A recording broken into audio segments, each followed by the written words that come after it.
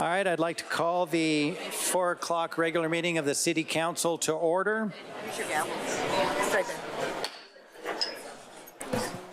If everybody's seat backs and tray tables are in their upright position, I will attempt to fly this thing. So we're going to call the 4 o'clock regular meeting of the City Council to order. And Madam City Clerk, we have a roll call. Thank you, Mr. Mayor Pro Tem. Councilmember Warren. Here.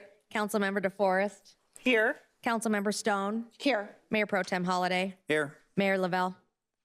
Let the record reflect all members are present with the exception of Mayor Lavelle with an excused absence. Thank you, Madam City Clerk. Please stand for the Pledge of Allegiance led by our Deputy City Manager Scott Agajanian and remain standing for the invocation led by Sal Rangel.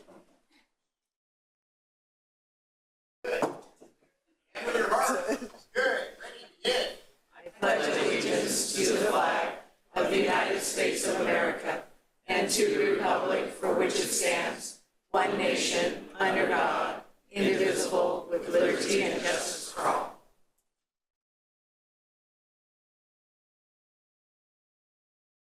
Let's pray. Dear Heavenly Father, as we gather together here to conduct the business of the city, Lord, we pray for that you give wisdom, Lord, for the council members and that they're in an agreement with one with another, Lord. Give them wisdom, guidance, Lord, that so that our city becomes united itself. And I ask you to bless the time here and all the city representatives who are here tonight. As I looked, there were, I think, 22 different items that's to be either discussed or voted on today. Lord, I also pray for the not only our citizens in unity within the city, but Lord, our city leadership. And Lord, I ask that you bless and continue putting your hedge of protection around all of the cities and all first responders for us, Lord. And we just thank you for this great nation that we can come together, Lord, and have this meeting, and that you put a hedge of protection around of our military servicemen and women who are out in harm's way. We ask these things in Jesus' precious name. Amen. Amen. Thank you.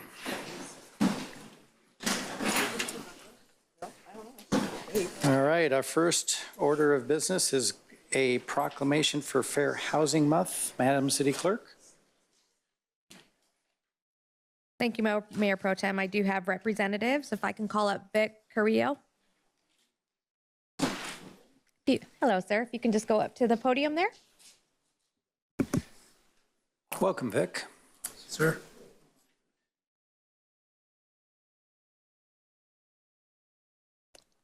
Mr. Mayor, if you'd like to, Mayor Pro Tem, my apologies. I've got a proclamation. I didn't know if you were going to say something beforehand.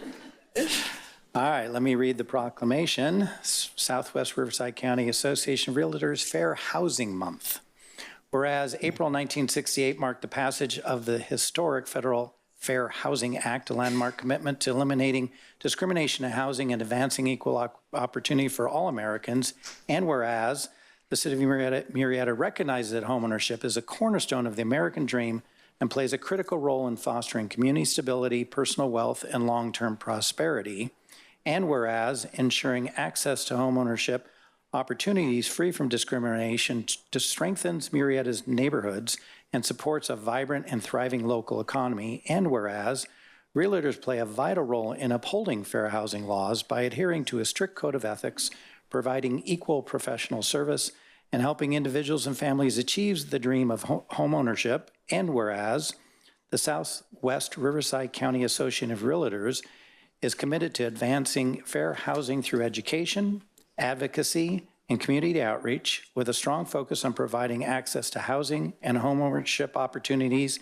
And whereas continued education, collaboration among housing providers, local government, and community organizations are essential to ensuring that all residents of Murrieta have access to housing and home ownership opportunities free from discrimination. Now, therefore, be it resolved, the City Council of the City of Murrieta do hereby recognize April as Fair Housing Month and encourage all residents, housing providers, and community stakeholders to uphold the principles of fair housing and to promote access to housing and home ownership opportunities free from discrimination. Dated this 21st day of April, 2026, signed by all 5 council members. Thank you.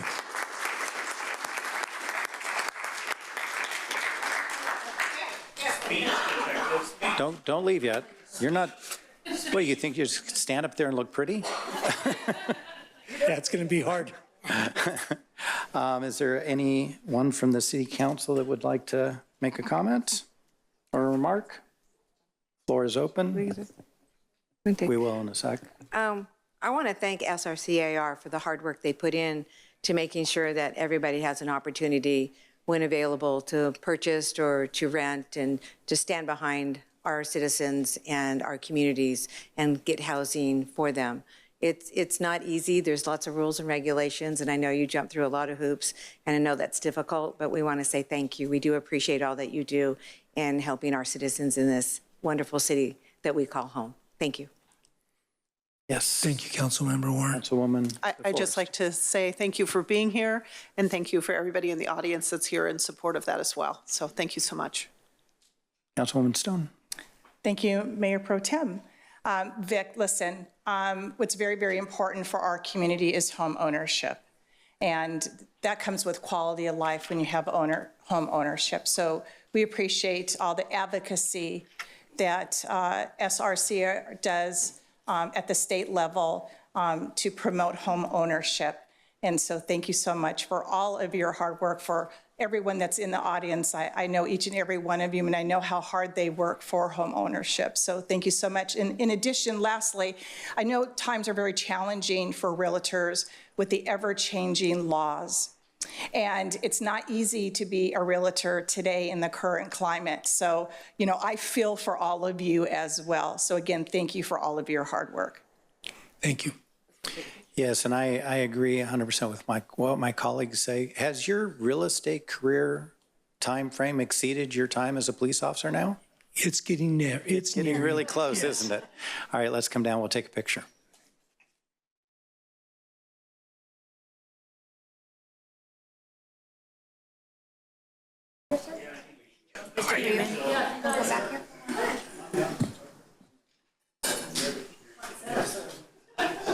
We can't let Vic be the only one in the picture.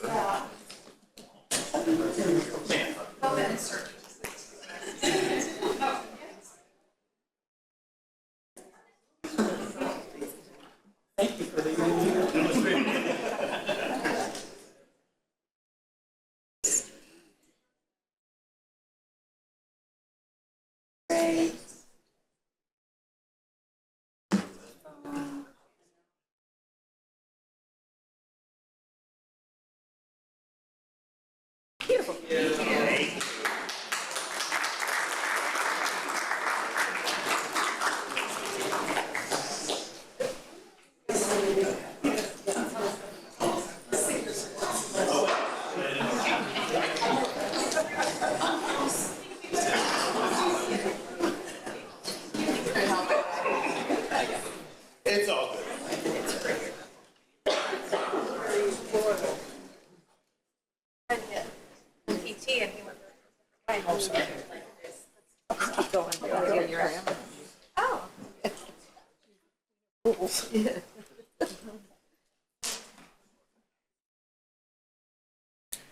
All right.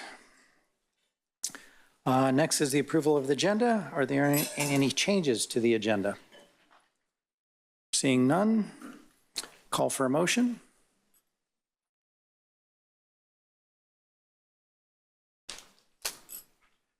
I have a motion from Councilwoman Lisa DeForest and a second by Councilwoman Cindy Warren. Please vote.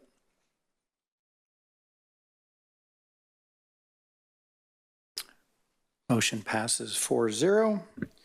And on to the city manager administrative update. Thank you very much, Mayor Pro Tem and Council. I've got a few items for you this afternoon. First, I want to highlight an item that is actually on our consent agenda, which is item number 7.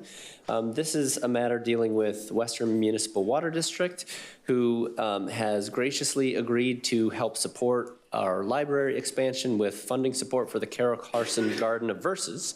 And so I understand we have a member of the Board of Directors here, Brenda Denstedt from Division 3. I'd like to invite her up, if you would please, and say a couple of things about that generous contribution and support to our library.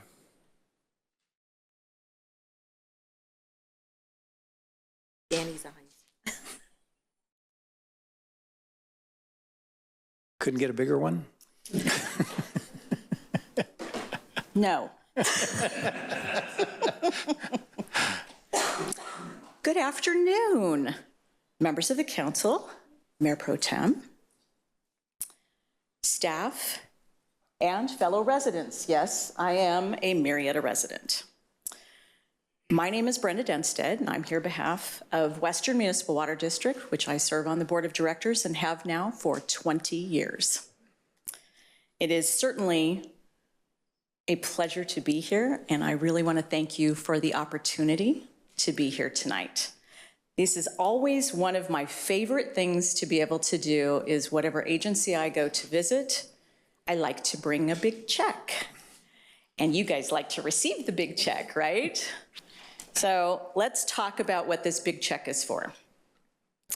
So first of all, Western really appreciates our partnership. We've done a number of projects with you folks over the years. I have been able to be a part of many of those projects and have certainly appreciated that over the years.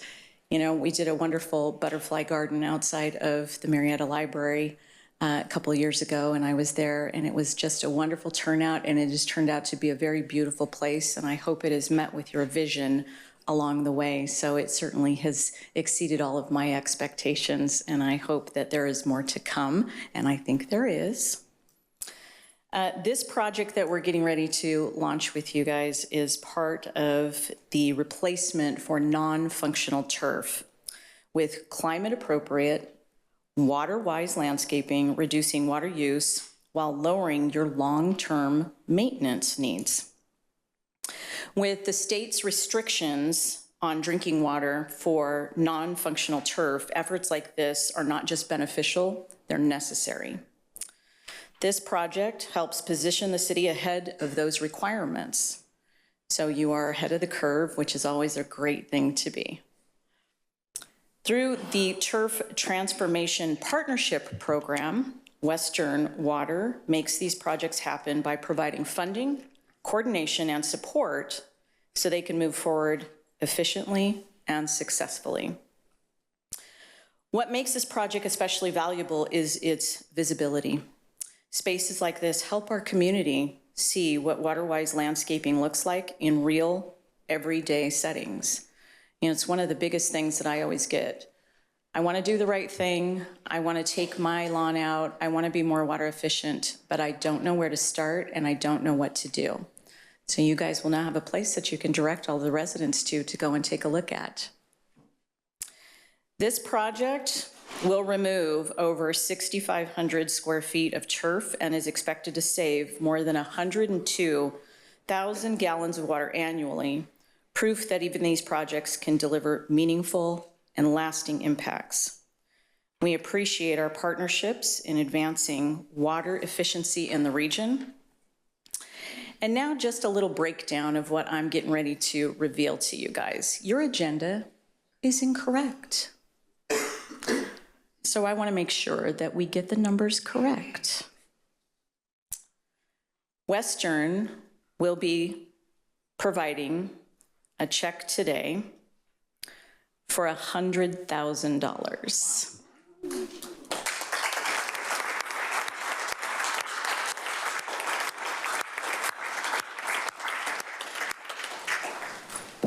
So $50,000 of that is coming directly from Western, and then we have partners, which is Elsinore Valley Municipal Water District, which is contributing $25,000, and Rancho California Water District, which is also contributing $25,000.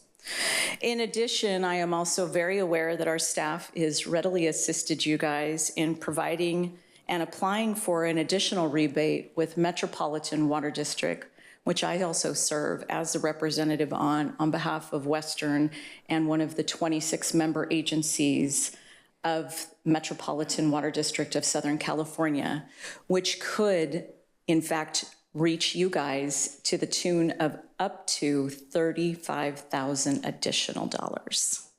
So this is big stuff, and I know we're pending the approvals, and as soon as I get the approval, we'll be back again to do another one, because you'll take my additional $35,000 from me, right? Yes, we will. So I just want to make sure. So I just want to make sure that there is a correct motion that is made for item number 7 to reflect an accurate amount of money that's getting brought in here today. We will make that correction. So with that, it is certainly my pleasure to present this check to you guys. We're going to come down there and do a picture.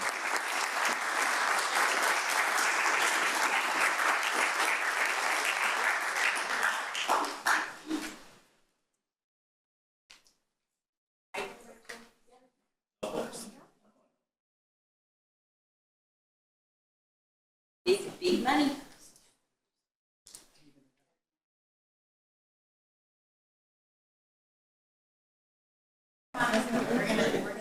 What do you want?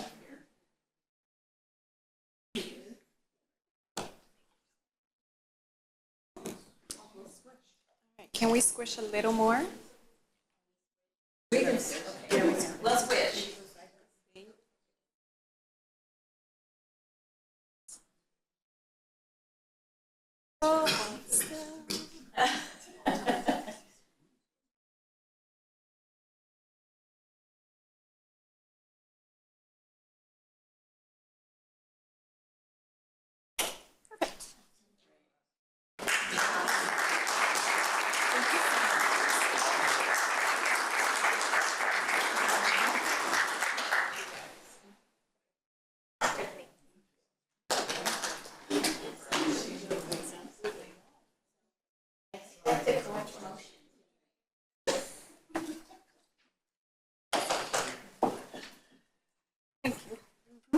Mr. City Manager, is there more? There is, in fact, more. So the next thing I would like to highlight is that this past Saturday, we helped support a Rotary-led community cleanup day, which was really successful. So a total of 28 volunteers participated in this effort, meeting first at Murrieta Mesa High School, and then dispersed to clean multiple corridors through the area, including Cal Oaks Road, Los Alamos Road, Monroe Avenue, Jefferson Avenue, Madison Avenue, and the nearby I-15 on and off ramps. So my understanding is approximately 30 large bags, so just about one per person, were collected. Our Municipal Services Department was helpful in driving through and collecting all those materials that were bagged up and now off of our roadways. And so I just wanted to really extend a very heartfelt thank you to our friends at Rotary and for all of the volunteers that spent their Saturday making Murrieta a little more beautiful. Yeah.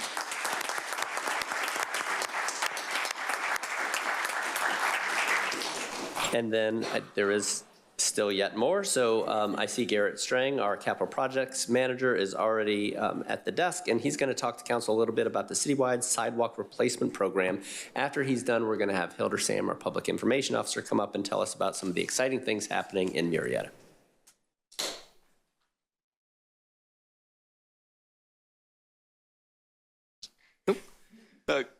Good evening, Mayor Pro Tem and members of City Council. So my name is Garrett Strang. I'm the Capital Projects Program Manager here with the city. And it's my pleasure to give you a quick update on a citywide sidewalk replacement program that we have coming up and some other municipal services updates. So the citywide sidewalk replacement program, it's a new project that we're introducing this year. The main point of this project is to accomplish tackling a whole bunch of ADA issues along Whitewood Road. From Murrieta Hot Springs Road all the way up to the northern city limits. So this project is going to cross 3 different city council boundaries, and it's going to be split up into 4 different bids. The base bid will be from Whitewood Road, on Whitewood Road from Hot Springs to Los Alamos, and then from Los Alamos to Hunter, Hunter to the northern city limits, and then the third added bid item will be various citywide locations. So the overall goal of this project is to remove and replace these compromised sidewalk panels, do some ADA lip grinding of some of the raised concrete lips, and also fixing some asphalt patching where some of their tree roots have gone into the street and caused obstructions. So project by the numbers. So this project is going to remove and replace approximately 14,000 square feet of sidewalk, which equates to about 400 individual panels along that stretch. In total, we'll be grinding about 90 different sidewalk panel lips, removing those ADA violations and hazards. We'll do about 6,000 square feet of asphalt repair, 300 linear feet of curb and gutter replacement. In total, this will equate to about 330 ADA violations being corrected along the entire corridor. And finally, in order to fix these issues and not just fix the root of the issue, is we have to remove about 110 trees along this entire corridor. So, which brings me to, we'll get to that. So environmental considerations that have to do with that. So obviously, if we're taking out a bunch of trees, we have to submit a CEQA Class 2 categorical exemption, which we will submit to the county. We also will be performing nesting bird survey to make sure we're in compliance with the Migratory Bird Act. And finally, since this is along Whitewood Road, which is a MSHCP sensitive area, we'll be ensuring that we implement the appropriate BMPs to these sensitive areas. And finally, so the intent of me bringing this update to you guys is why we have to do the tree removals. So just to preface, we are removing over 100 trees, but they will be replaced at a 1-to-1 ratio. So any tree that we remove, we'll be replanting one at a nearby location, and we will be replanting trees that have less aggressive root systems that hopefully won't become future hazards for us to have to deal with later. As you can see from these pictures that I've posted here, it's not enough for us to just remove the sidewalk panels and cut the root systems that run underneath. If we were to just do that, then we're at that point compromising the structural integrity of the tree, and we pose a risk of it falling later on. So you might ask yourself, well, why don't we just remove the sidewalk panels and replace it and move on? Well, we don't want to create future, we have to protect the interests of the city and to prevent future hazards as well. So as you can see from this picture, this is just approximately 3 or 4 sidewalk panels that we removed, and you have all those structurally binding root systems going under the sidewalk. And if we remove that, then you pose a risk of harming of the tree falling. So overall, our goal is to make Murrieta safer by investing in every step and building a better path forward for our community. So this is just a collage of different pictures of some repairs that we're going to be doing along this corridor. And finally, some other municipal services updates. So Fire Station 1 improvements is about 40% complete. We've got a lot of concrete going down. We're just about ready to do the official sewer turnover to where the station will officially be on the sewer system instead of septic. So that'll happen in about the next 2 weeks where we do that official turnover.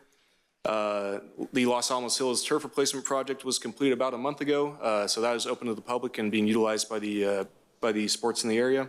And finally, we have our Alderwood Pickleball Court ribbon cutting ceremony on April 30th of this month. So we hope to see you guys there. And if you have any other questions, I'm available to answer them. Are there any questions from council? Seeing none, thank you. Awesome. Thank you so much.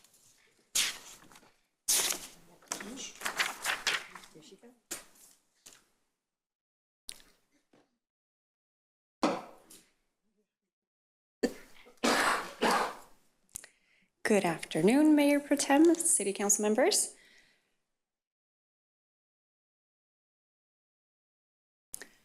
So, as always, we have a lot going on in Murrieta. This weekend, we had our long-awaited Firefighters Barbecue, which went over great with the community. This family pictured up here in the top left corner, they told me they've lived here for 27 years and never knew this existed. So, you know, there's still people we haven't reached. They were absolutely mesmerized and so impressed by everything that was going on. So good job to everyone that was involved in that. Upcoming events include our Memorial Day ceremony on May 25th. Then we have our Father's Day car show coming up at Cal Oak Sports Park on Father's Day, June 20th. And of course, our 35th annual birthday bash, which will be a spectacle, of course. Make sure that you reserve your Saturday nights this summer for our Concerts in the Park series. You can see all the bands up here. It'll be a lot of fun almost every Saturday in July and August.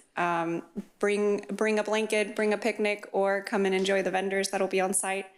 Lots of fun, and don't forget to stay in touch. We have our More Murrieta monthly newsletter that you can sign up for on our website, and then we also have our magazine out where you can read everything that's happening in the city, and you can learn more about our programs, our recreation classes, and everything from election to parks. So please come connect with us, and I look forward to seeing you next time.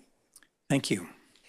Thank you, Mr. Mayor Pro Tem. That concludes my announcements. All right. Moving on to governing body commission committee board reports and announcements. Today we will start with Councilmember Warren. Thank you, Mayor Pro Tem. We start out with our governing body reports. I attended the RCTC commission meeting, which happened to be the next day after our last council meeting, all the way in Cathedral City.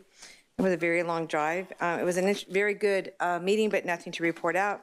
I also attended the executive board meeting of the RTA and the commission meeting last Thursday. Again, nothing to report out. My governing body announcements, there was a lot going on the last couple of weeks. I had the honor of, along with Mayor Pro Tem, to attend the Murrieta PD swearing in and promotion ceremony. Always an exciting day for our police department. I had my quarterly meeting with Scott Agajanian regarding economic development updates. Attended the networking breakfast of the Murrieta Wildemar Chamber, and I had a meeting along with Council Member DeForest for Murrieta Valley Unified School District on their facilities master plan and bond feasibility study update.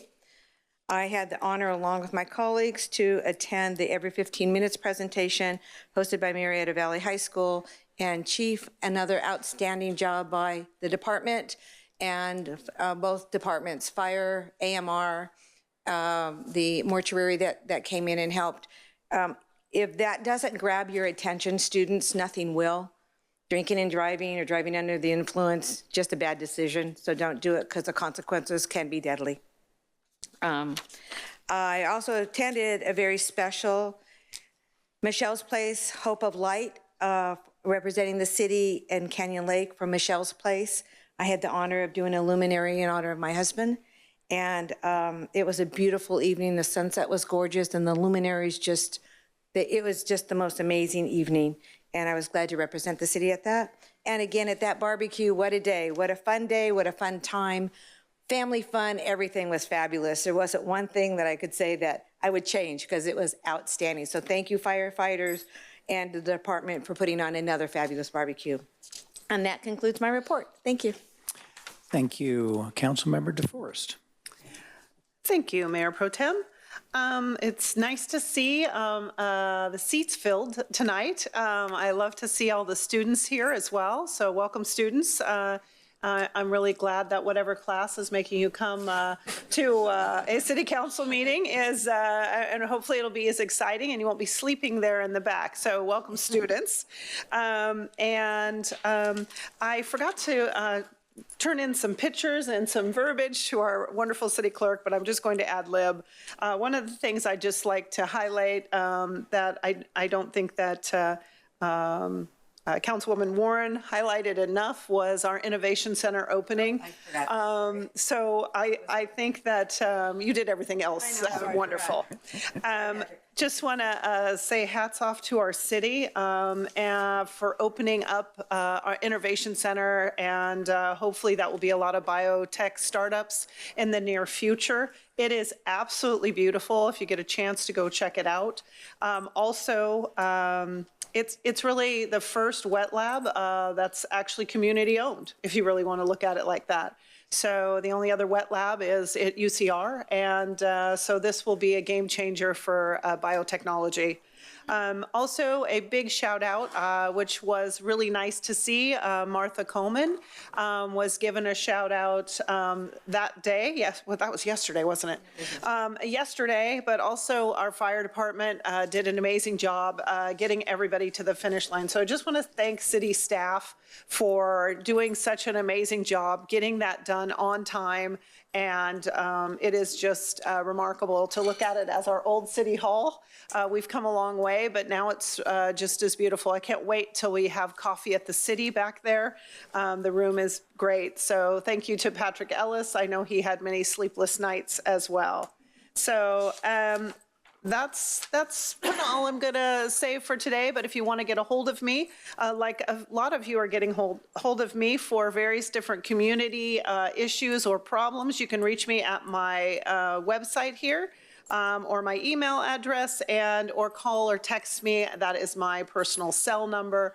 And if you want to get a hold of me sooner, shoot me a text. So thank you all, and I appreciate Mayor Pro Tem. Back to you.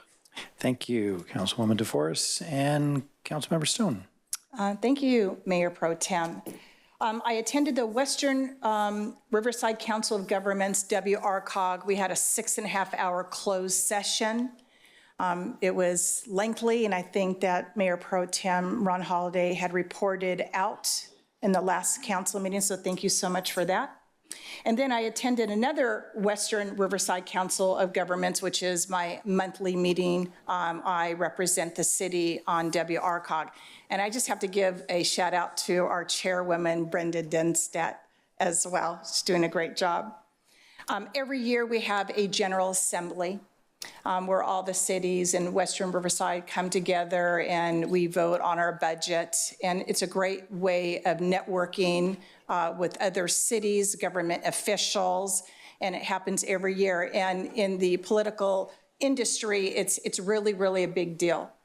And they love to recognize organizations and community members that go above the board of advocating for quality of life. And I nominated Murrieta Rotary for their Community Service Award. And it was a very tough competition, and they won.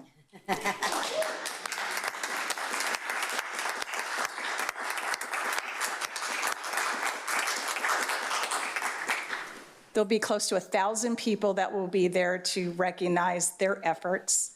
And our keynote speaker is Tony Hawk. Kind of gives you an idea of really how big this event is. But I really want to thank Murrieta Rotary for all that you do. There's a plethora of things, but I'm just going to name a few. If you know about our Field of Honor, every single year they dedicate a week to our veterans, public safety, and they partner with the Unified School District to bring middle school kids to educate them about veterans and public safety and what does it mean to be an American. We celebrate our Marine birthday. They have a candlelight ceremony, and there are poems that are read from those that have passed from their family members. One of my very favorite events that they do is it's a Valentine's dance for mentally disabled adults. And they've been doing it, I think, for like the last decade, if not more. And it's just amazing. And again, they were spearheaded a cleanup for our city. These are just a few things that Murrieta Rotary does for our community. And again, I just want to thank you as a former Paul Harris Fellow. Thank you so much for all that you do. You are a small group, but boy, you are strong and mighty. And when you put your mind to it, you accomplish everything that you've set your goals to do. So thank you. We always recognize public safety for quality of life, but it's organizations like Murrieta Rotary that also bring quality of life to our community. So congratulations. In addition, the Southwest Elective Collaborative, as you know, has been meeting for the last 2 years. And our goal and our objective is to figure out a way to mitigate traffic congestion. In the last 2 years, we've done our due diligence, and I've spoken many times about synchronizing all the lights here in Southwest Riverside County. For example, if we can have the residents from Menifee travel through our cities to the mall in Temecula to help alleviate the traffic congestion on the freeway, but they also have to be able to get through the red lights. And the collaborative came up with the synchronization of all of our lights to do a study. And WRCOG will be the lead on that study. It will not cost the state of California anything. We will pay that through our joint TUB funds. You may not know this, but adjacent to our freeways, Caltrans has control over those lights in our intersections. And having them at the table with us has been very, very challenging. And I want to give kudos to Assemblywoman Kate Sanchez, who brought forward AB 2307, which would force Caltrans to be at the table to work with all 6 cities, the county, and RTA, RCTC, again, all 6 cities, and it passed through the Transportation Committee. It's on to the Appropriations Committee, which it will pass because it's not going to cost the state of California any money to do this study. It'll go to the Assembly and then go to the Senate, and we predict that it will pass, and it'll be one small solution to dealing with our traffic congestion. I am out of time, but if the city clerk will show all the meetings that I have attended, you can go to our website and view all the meetings that I have attended. There's a lot more for me to share with you, but unfortunately I'm out of time. So thank you so much, Mayor Pro Tem. Thank you, Councilmember Stone. For myself, on the report side, I attended the Santa Stop subcommittee meeting right after last council meeting. Yes, we have to start this early to get Santa Stops fully organized to happen in the first couple weeks of December. Always things to fix to make it a little bit better, but it's one of the beloved programs throughout the city. So we're getting a head start on that. And then for my announcements, I attended a lot of the same things that are already mentioned. A couple I want to highlight that I attended. On April 9th, I attended the Southwest Justice Center Youth Court. Been to that twice now. It's just an amazing program to see teenage kids act as defense attorneys, prosecuting attorneys, juries, in judging their peers. And the defendants who've made some silly mistakes are held accountable, but in a different sense. So one of the things that they have to do, regardless of what level of accountability that the jury finds them on, they have to serve on a jury for a future case. So they get to be on the other side of the table as well. And this program has really turned some lives around. It's been going on for quite a while. Matt Mazingo, who's a retired police officer with the Murrieta Police Department, took that on, and even in retirement, he's still running it. And so if I would encourage everyone, it's the, I believe it's the second Thursday of each month out at the Southwest Justice Center on All Road. It's a couple hours. It's very worthwhile to go out and see what happens there. The judge donates their time. It's an actual sitting Superior Court judge that sits there. It's a great program.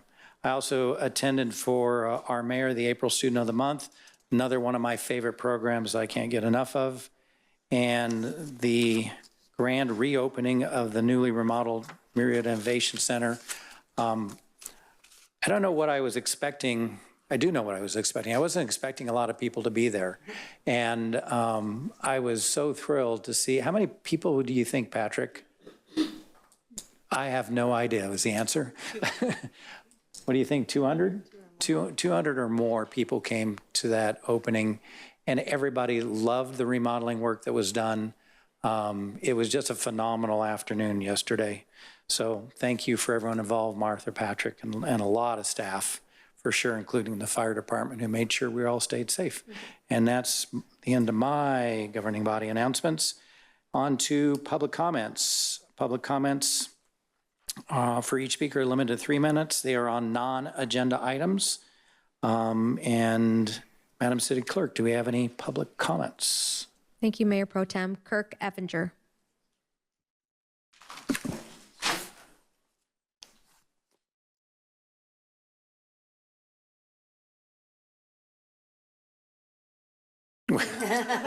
You need a team? Welcome, Kirk. Hey, good afternoon. Good afternoon, Mayor Pro Tem, members of the City Council, and city staff. I am Kirk Effinger, and I have the honor of serving as the president of the Rotary Club of Murrieta this year. And I am here to bestow on this council and staff a memory book from our 17th annual Field of Honor in recognition of our partnership with the city. And I would like to present those to you now. Cool. Let's go down and take a picture.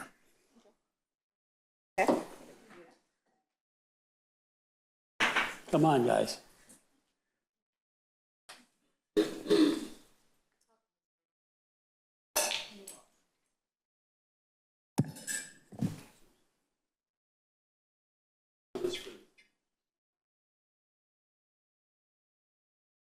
First step.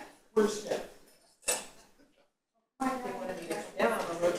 That's right.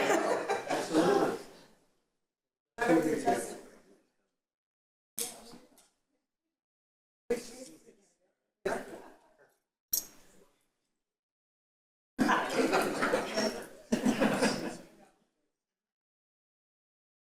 Squish it a little more.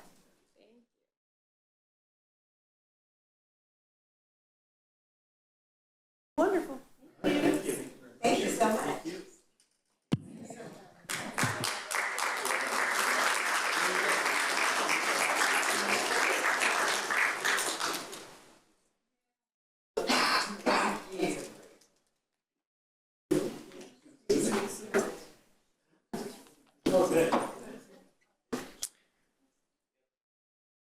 Thank you for that. That is exciting.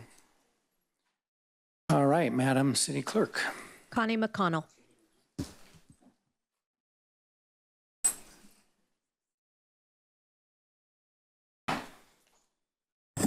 Good evening, afternoon, whatever it is. First, I'm going to speak for the Historic Society and the museum. We had a booth at the Murrieta Fireman's Barbecue. Cindy saw me there. And also, along with that is a booth for the alumni of the Murrieta Elementary School, of which I am a member. But anyway, we had a very nice turnout, and people are interested in our history, and that's a good thing to know. And I also want to say that the Historic Society will be participating in Lake Elsinore this weekend on Saturday for their History Days. So then, moving on, I have a couple of things to say about the upcoming market in May. The first one, the 7th. Number one, we will be having our student art walk again, which is not ours, but the Unified School District invites the children to participate, and last year we had 200 entrants. I don't know how many they have this year. The schools take care of the whole thing. It's done at the alleyway. They set up the boards and they display all of the art, and it can be drawings, it can be paintings, it can be sculptures, it can be ceramics, and then they're all judged, and then they give away the prizes. So that always draws a lot of families. So it's going to be a busy night on May 7th. However, also on May 7th, thank you to Kristen Crane, we are having our first free line dancing lessons. Right. So that's going to be very exciting, and I want to tell you, Kristen, that we already, she got me in touch with the person that we got this going for. So they shared it last night, and we already had over 290 shares since that time on Facebook, and over 30,000 views. Wow. So it's going to be busy. It'll be a lot of fun. So I'm inviting everybody to come down, bring your boots, it's on the dirt, and you can do line dancing lessons. So that's about it. Thank you. Yeah. Oh, wait, no, I do have something else. I'm sorry, I've got 39 seconds. I need to talk to Brian Ambrose about mulch for the kids at the Cultivating Inclusion Garden. So don't remind me to do that. Thank you, bye. Thank you very much. Julie Powell.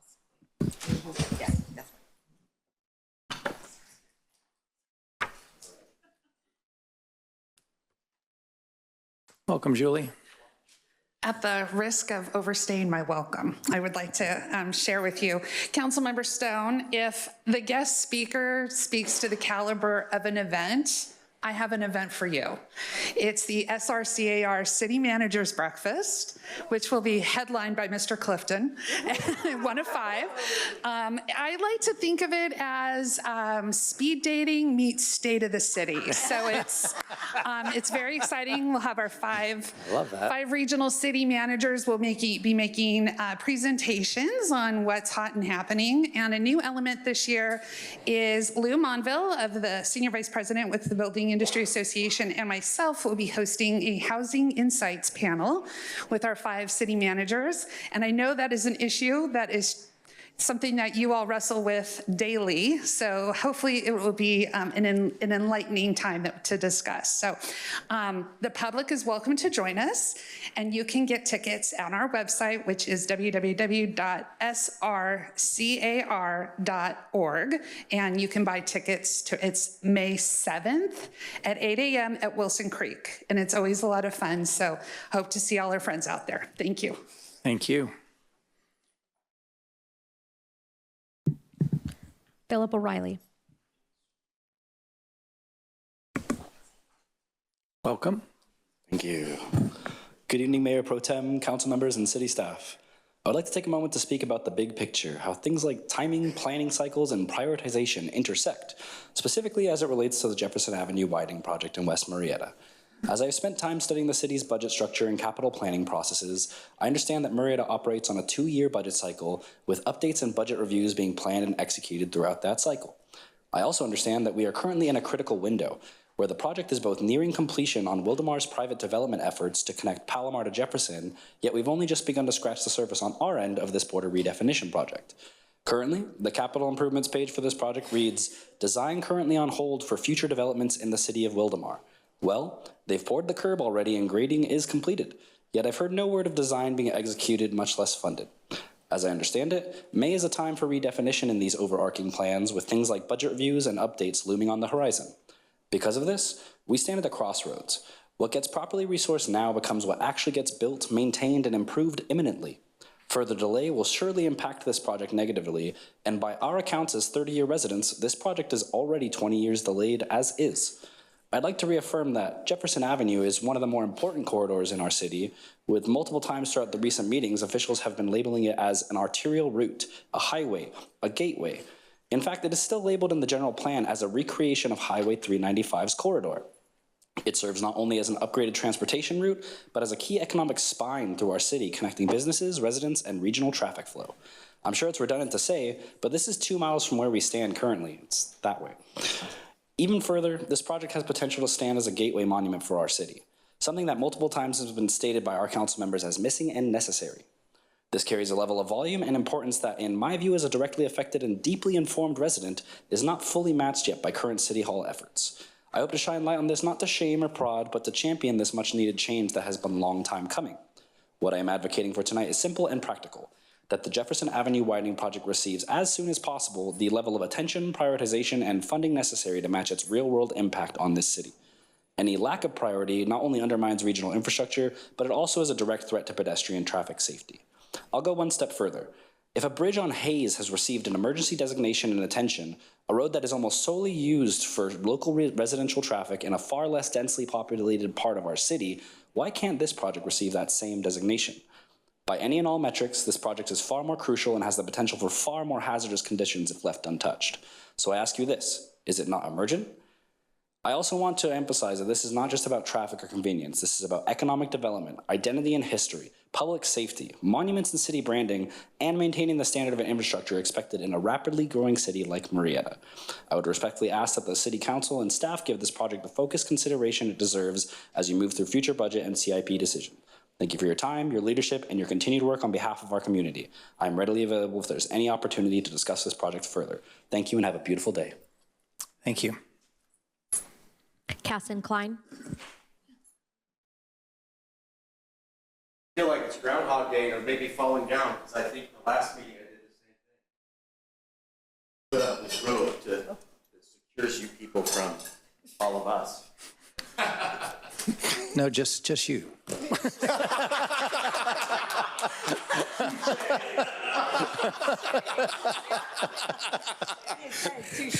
You know what? Just for that, I think I'm going to attend that speed dating with city managers.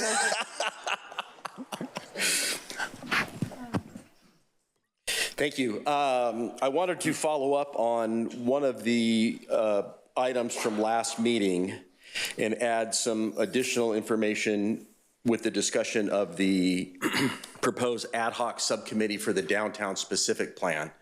When I was a little boy, my dad had paper clipped to the sun visor of his 1964 Ford Econoline van what today would be a meme. Said sometimes the have and have-nots can be traced back to the did and did-nots.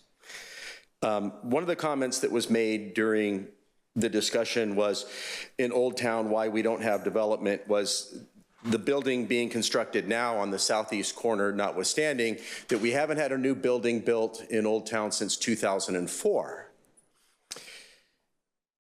Well, we could have had roughly 160 timeshare units had my client Wyndham Timeshare been able to move forward on development plan 017-1593, but we're waiting for the city to clean out line F, which would greatly reduce a lot of the flooding from downtown, which is one of the constraints that leads to the lack of development. I also wanted to talk about a couple of other things because we can't just look at that discussion in a vacuum. There's a much broader picture as to why development is not occurring in downtown. Of course, connection fees, sewer and water connection fees to other special districts, water districts that the city has no control over is one of those. It's a severe cost. But previously, the city did have incentives for developers. We had a revolving loan fund to developers for connection fees. And we even had adopted a parking cash in lieu fee for developers that didn't want to provide parking on their property for their projects, but they would be able to pay cash in lieu for a proposed city parking lot. Also, I would point out, based on my research, in 2022, there was a subcommittee, Murrieta Economic Rehabilitation Subcommittee, and it was focused on revitalization and infrastructure. And according to my research, the members of the council on the time then were on that were Lori and Christy White. There was also a water and sewer infrastructure subcommittee that Mayor Ingram and then Mayor Pro Tem Lisa DeForest served on. And I will note, and this really goes to the point of where these ad hocs and utilizing city resources and residents and things. The MSR, the Municipal Services Review, if I may finish, Mayor Pro Tem, briefly. Briefly. Thank you. As a result of that outcome was a municipal services review, which led to a wheeling agreement between Western Municipal Water District and Rancho California Water District. And I will note that originated with me in the Development Advisory Group, much to the opposition of then Assistant City Manager Ivan Holler and Economic Development Director Bruce Coleman. My point being is, when the city comes out to professionals and experts in the field and utilize us along with city staff, we can work together to do these things and find solutions, and it doesn't necessarily have to be an ad hoc subcommittee. Thank you for the extra time. Thank you. That concludes public comments. Thank you, Madam City Clerk. Next on the agenda is the consent calendar. Do we have comments on that ahead of time? Or are we pulling that one? Mayor Pro Tem, if I could, I've got a couple items I could highlight and then turn it over to the pleasure of you and the council. Just a few things. Firstly, I want to point out item number 3, which is the restatement of the comprehensive pay schedule. This is something that we do routinely as we make certain adjustments to positions. In this case, we're really focused on improving as much as we can the level of service within our development-related divisions.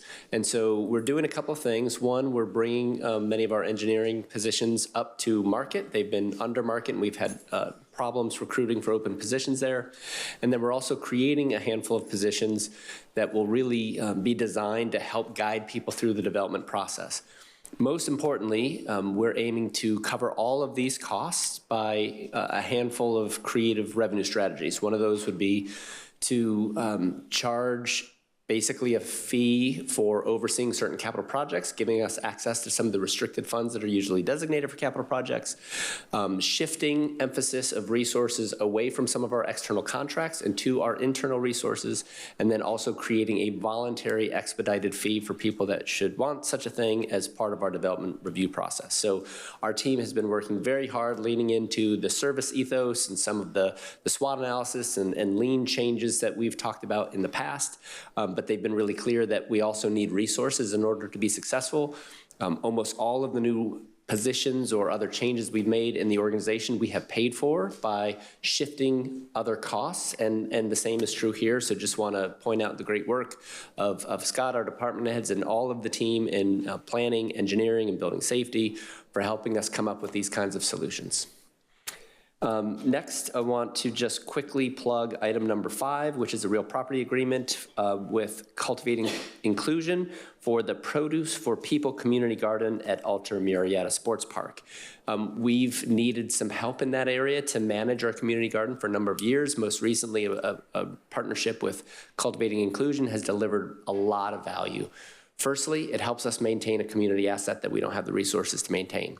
Secondly, it provides opportunities for youth and adults with special needs to come in and be part of not only the community, but helping to grow produce and really kind of get their hands dirty and have some fun activities.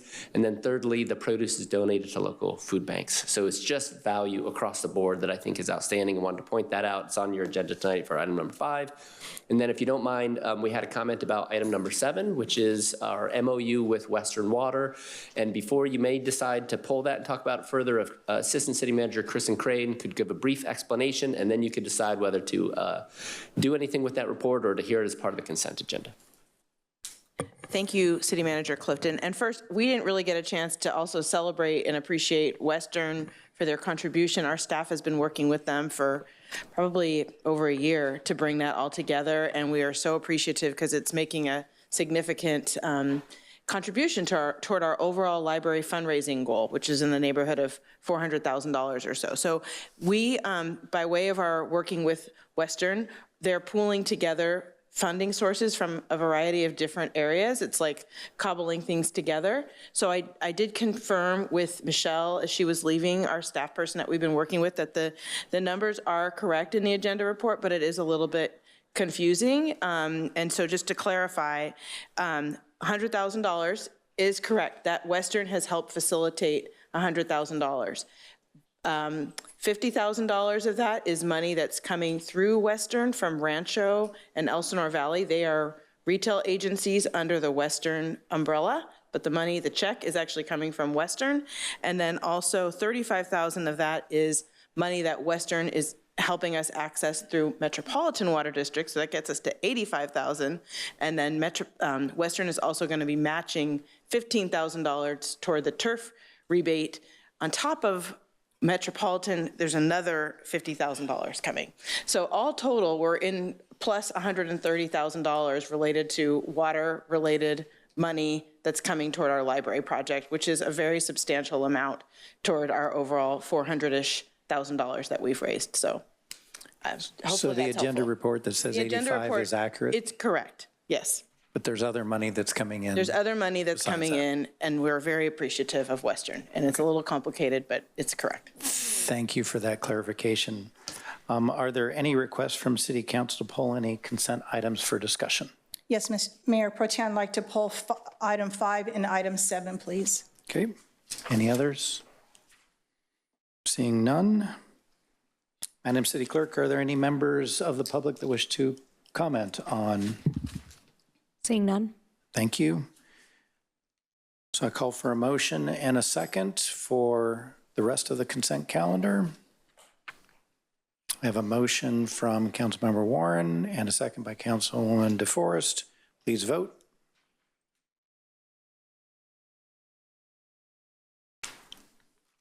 That passes 4-0.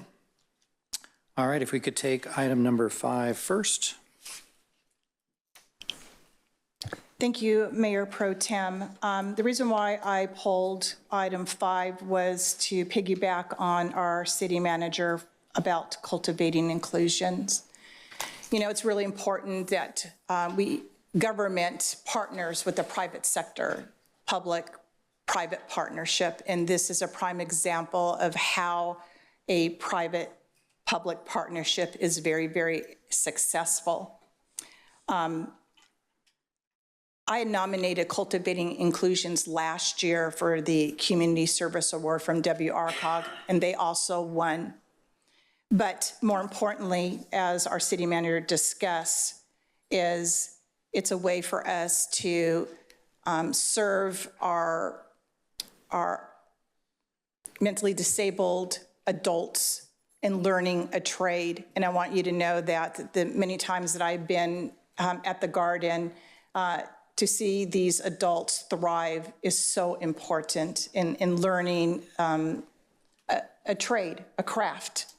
And I also want to thank all the volunteers. And it is 100% volunteers that teach, plant, and pick. I want to thank Phil Pauley from Eastern Municipal Water District that I called because they needed some upgrades for their garden, and Director Phil Pauley stepped up to the plate and has really helped cultivating inclusions, along with Murrieta Rotary. Our district governor, Judy Zulfikar, brought in Murrieta Rotary to do a grant for cultivating inclusions, and they're in the process of that grant. So when you have your entire community and the resources that are available to help a project like this, it is absolutely remarkable. And I just wanted to give you a little bit of background about cultivating inclusions and the quality of life that they give back to our community. Thank you, Mr. Mayor Pro Tem.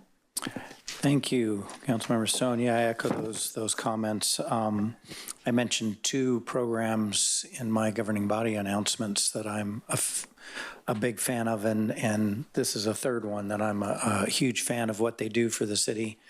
City has no shortage of great programs, and this is just one of them, so thank you for highlighting that.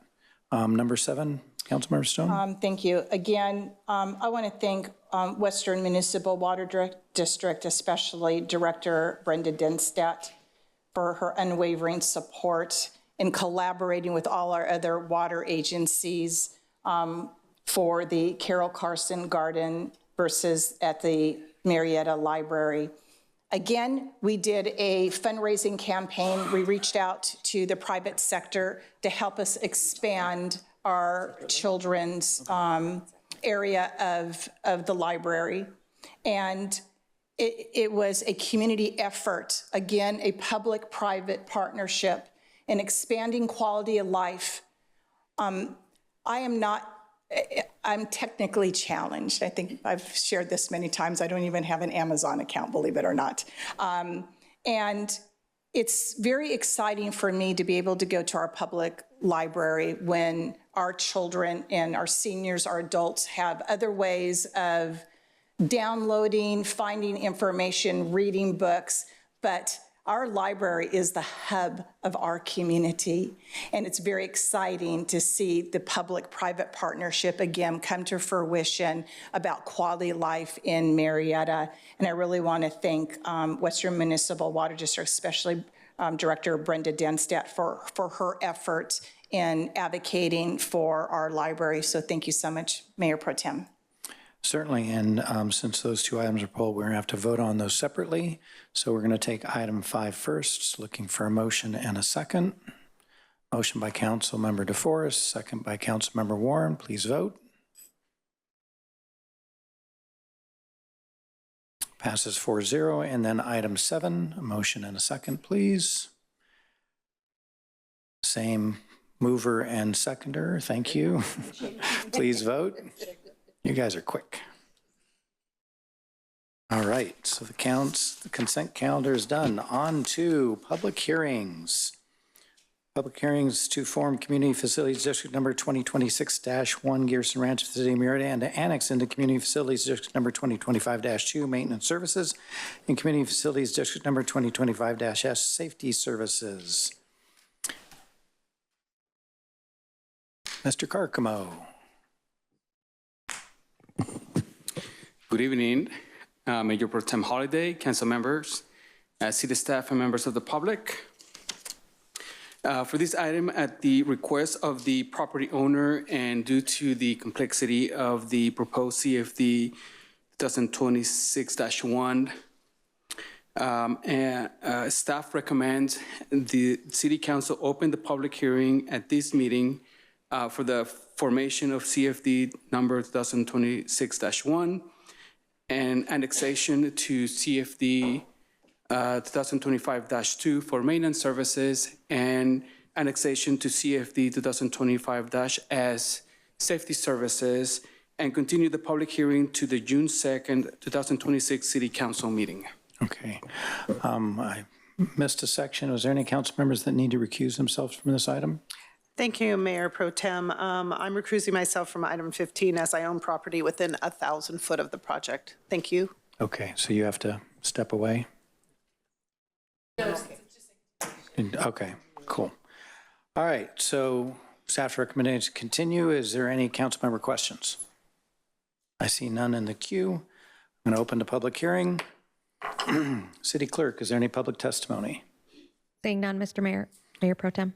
Okay, we're going to leave the public hearing open. Is there any council deliberation?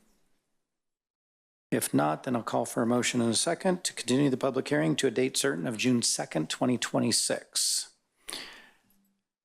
And I've got a motion by Councilmember Warren and a second by myself. Please vote.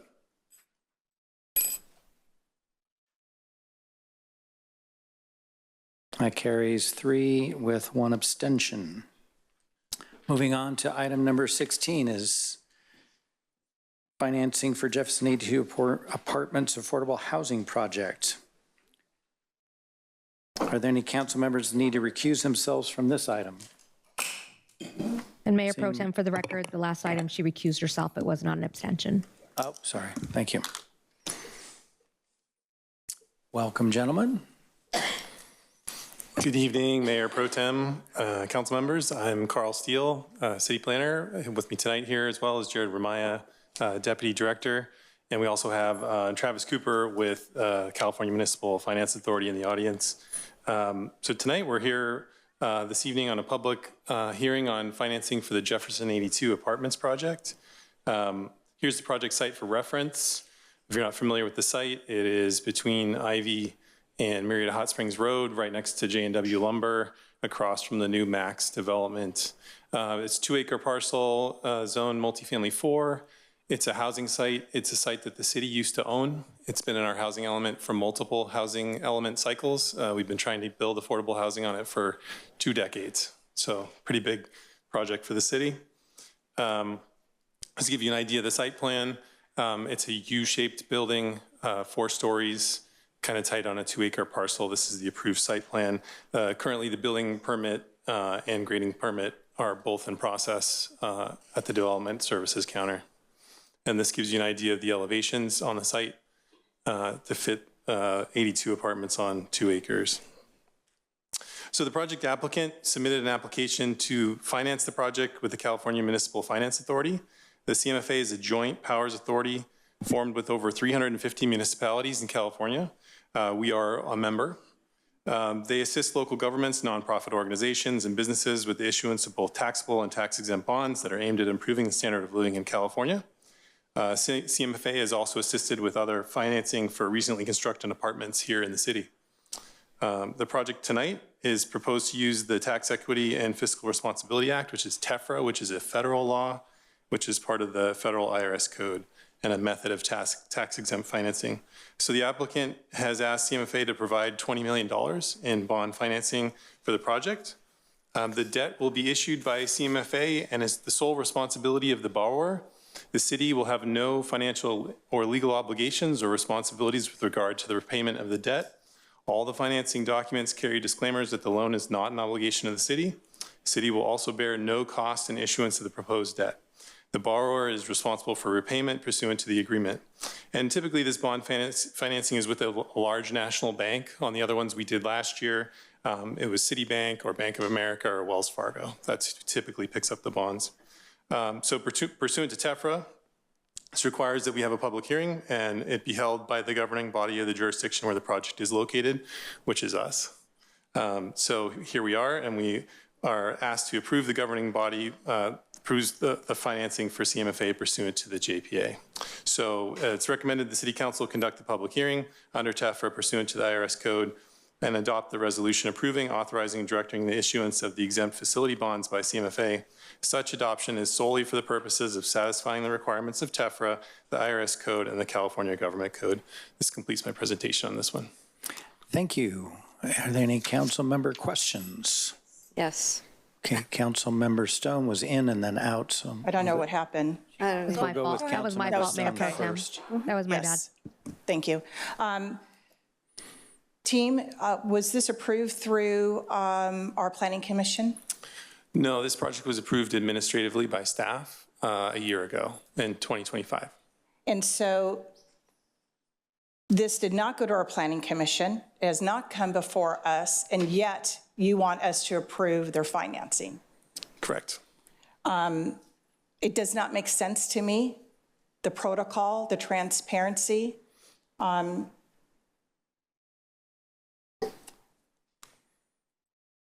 I want you to know that I'm not happy about this at all. I'm not happy that I have to vote for this. As you know, that local control is being taken away from us every single day by the state of California. And this is one area that we don't have a choice. We don't have a seat at the table with the state of California. And if the residents who are unhappy about the high density affordable housing, you have to understand that the state has taken away the local control. We have no choice but to vote for this. And I want you to be aware of the lack of transparency that the state of California has when it comes to local control. And you, the residents, are the ones that can make the difference in June and in November. Thank you, Mr. Mayor Pro Tem. Thank you, Councilman Stone. Councilwoman DeForest. Thank you, Mayor Pro Tem. Just a couple questions for transparency for, I think, for constituents and for everyone. Are we required as a city to approve this? I would say yes. We're a member of the Joint Powers Authority, as more than half the cities and counties in the state are.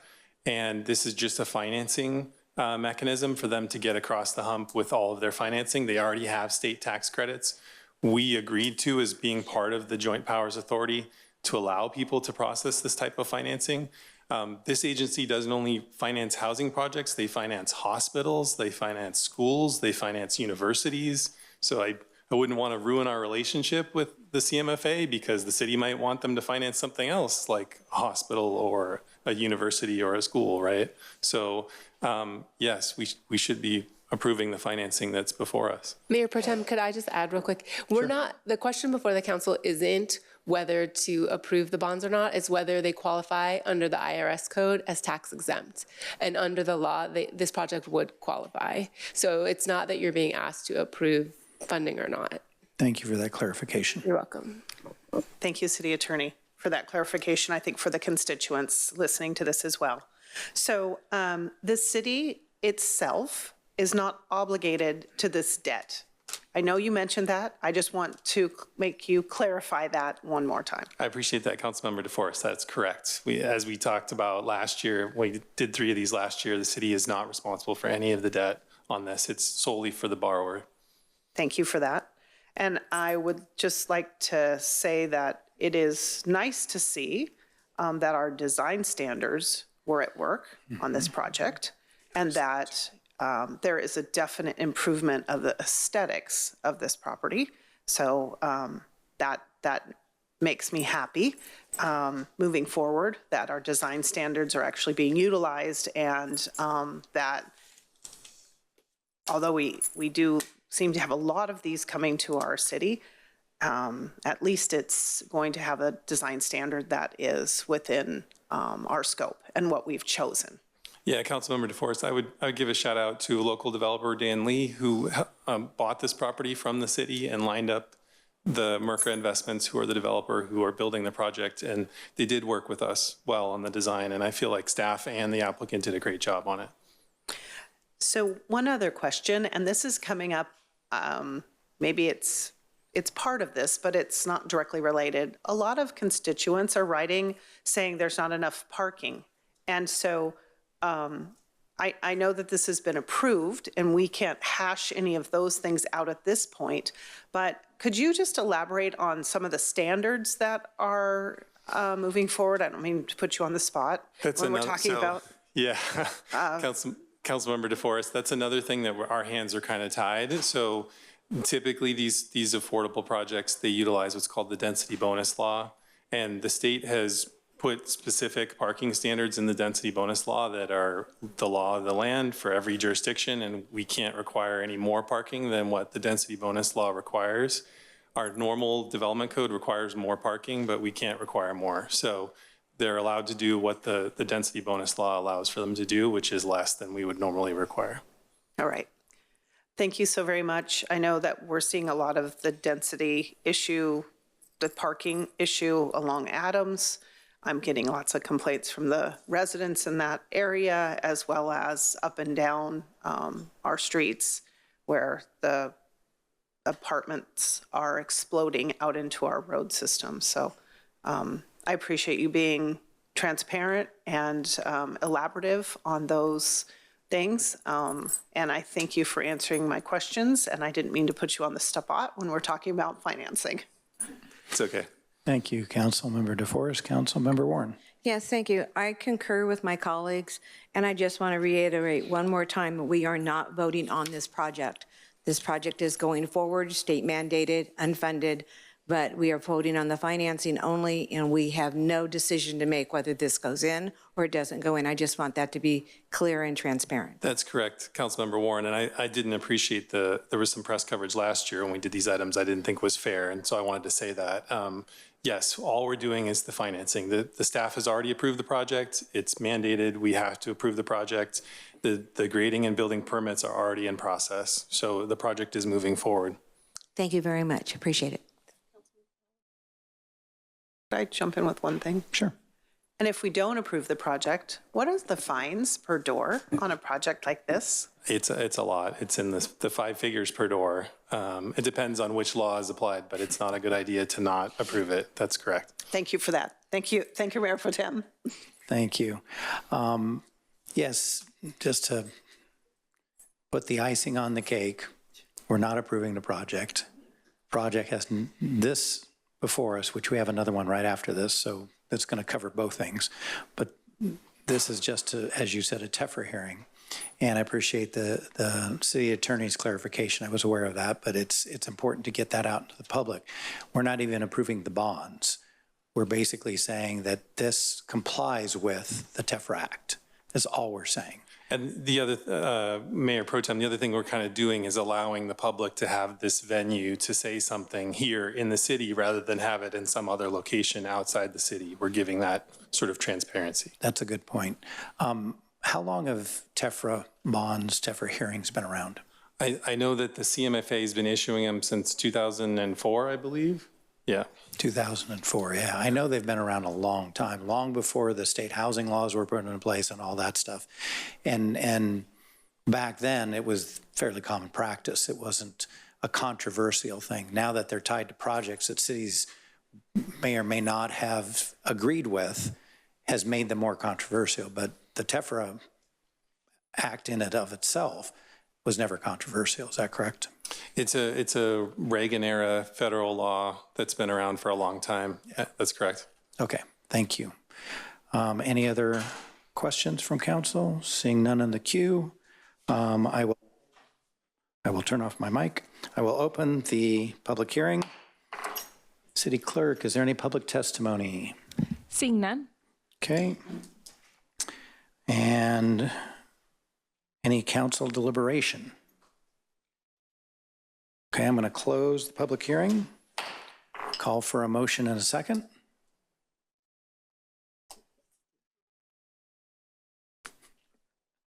I will move.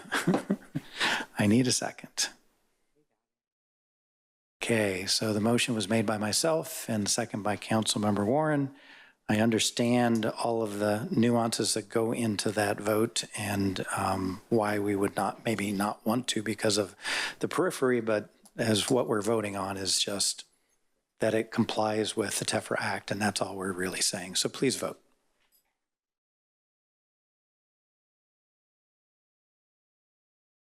Motion carries unanimously, 4-0. Thank you. On to item number 17. This may sound really familiar. Instead of doing them 3 hearings in a row last year, we're doing them both tonight. I don't know if you like either one better. Maybe you can tell me after the hearing. Get this one loaded up. Okay. Before we get into that, are there any council members that need to recuse themselves from this item? Seeing none.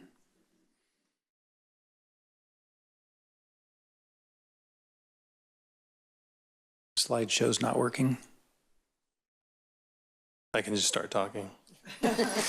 So we're here tonight on another public hearing item, financing for the Vista Heights Apartments project. Here's the project site for reference. This one is not too far away from the other one. This one is over near the Terraces project that's currently under construction on Old Sparkman, New Monroe at Walsh Center. And this project site is between Vista Murrieta and Walsh Center on about an 8-acre site up there. That area is, for folks who don't know, the area is all zoned office up there, but we have an overlay called the Transit Oriented Development Overlay that allows for multifamily housing up there. This is also a housing site that's in our housing element. The proposed project was approved about a year ago. It's 214 affordable housing units. This is the layout of the site. It's 3 buildings, as you can see here, connections to both Walsh Center and Vista Murrieta. A lot of landscaping on this one, which came out really well. And this is what the elevations on one of the street sides look like. So again, project applicants submitted an application to finance the project with California Municipal Finance Authority. As we talked about, their JPA, we are a member. They assist local governments and nonprofit organizations with the issuance of both taxable and tax-exempt bonds. They're aimed at improving the standard of living in California. And as I said, they also financed other projects in the city, including other apartment projects. Project tonight is proposed to use the Tax Equity and Fiscal Responsibility Act, TEFRA, which is part of the federal IRS code. This applicant has asked for $42 million in bond financing for this project. As we stated before, the debt is to be issued by the CMFA and will be the sole responsibility of the borrower, and the city will have no financial or legal obligations or responsibilities with regard to repayment of the debt. All financing documents carry disclaimers. The loan is not an obligation of the city. The city will also bear no cost in issuance of the proposed debt.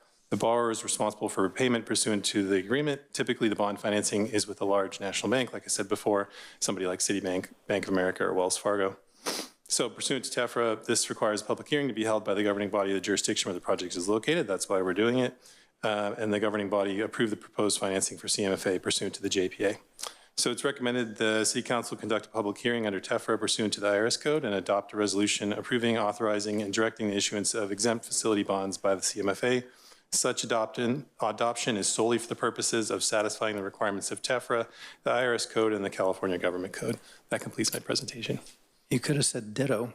Got to give them their time. Thank you. Are there any council member questions relating to TEFRA? Seeing none, I will open the public hearing. City Clerk, is there any public testimony? Seeing none. Okay, any council deliberation? Seeing none, I will close the public hearing. Call for a motion and a second.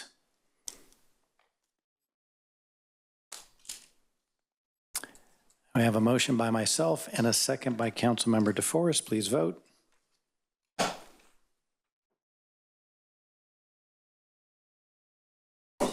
Motion carries 4-0.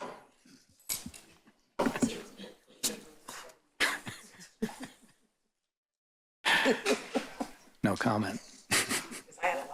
I'm sure you did. Moving on to item number 18. Introduction of an ordinance authorizing a development agreement between the City of Murrieta and French Valley Crossings. Are there any council members who would like to recuse themselves from this item? Seeing none, staff, may we have a report? Good evening, Mayor Pro Tem and Council. Want to just give a shout out. I see a lot of high school students in the audience. If they want one of the hardest working jobs, come back after college and take us a look. We have engineering, planning, fire, PD, CSD, finance. We got an amazing, but you have to want to work hard to work in government. So, yes. But I see a lot of, I see the best of the best from our town. I would love to see them return after college if they can. So that's just a selfish plug for me. And I did work as an intern at the California legislature, and I agree with everything you guys ever said about justifying your local control. That's a big deal. I'm very proud to serve this city council. Thank you. All right, I'm not David. That's my boss, David Chantarans, who's on vacation. I am joined here tonight by Scott Agajanian, our deputy city manager, and also Aaron Rentamaki, who has worked on both of these projects that we'll present to you. So I'm just going to go through some slides, and we have our applicant in the audience as well. So if you look at this image, the area in purple that's within the star, if you will, is one property that we're going to talk about, which is about 10 acres in size. This is an older photo, but you can see Winchester Road at the bottom. And what was the dirt road is Clinton Keith. That's now paved, but we'll get more concise here. The original project was approved, but it expired. And we went through a review with the applicant and got that reapproved. They're ending their term with their extensions. You only get so much time to implement your project, and they're coming to the end of that. Thank you. This is just an image of the site plan, more or less the landscape plan. You're seeing a bevy of different retail uses. You'll notice Clinton Keith Road at the top and Winchester Road on the side of the image. What's a development agreement? This is something authorized by the state and our development code. It's a contract between our city and a developer. It can be transferred, but first it has to be brought before you and approved. What the applicant is only asking for basically is an extension of time. The development agreement would give them 10 years before they would expire this fall. What we would get as a city is a bevy of retail uses, and that's going to rely upon the original environmental documentation. So even with the DA, it has to be consistent with environmental law, especially CEQA, and we have found that to be inconsistent. We get expanded economic activity from our regional commercial zones. Those are the biggest and the best pieces of land that we want to get the most jobs and the most retail taxes. This is very much what Scott does. He tries to attract folks to our city so that we can get the best of the best. And we think that this plot of land will help us do that. We did take this last month to the Planning Commission, and they made a recommendation of approval to you. And so with that, our recommendations are that the City Council receive the staff report, conduct a public hearing, find that the development agreement is consistent with state law for environmental review, and introduce and conduct the first reading of this ordinance number 631-26. With that, Scott, Aaron, and I are available for any questions. All right, are there any questions from council? Seeing none, I will open the public hearing. Madam City Clerk, is there any public testimony? Jack Kafdarali.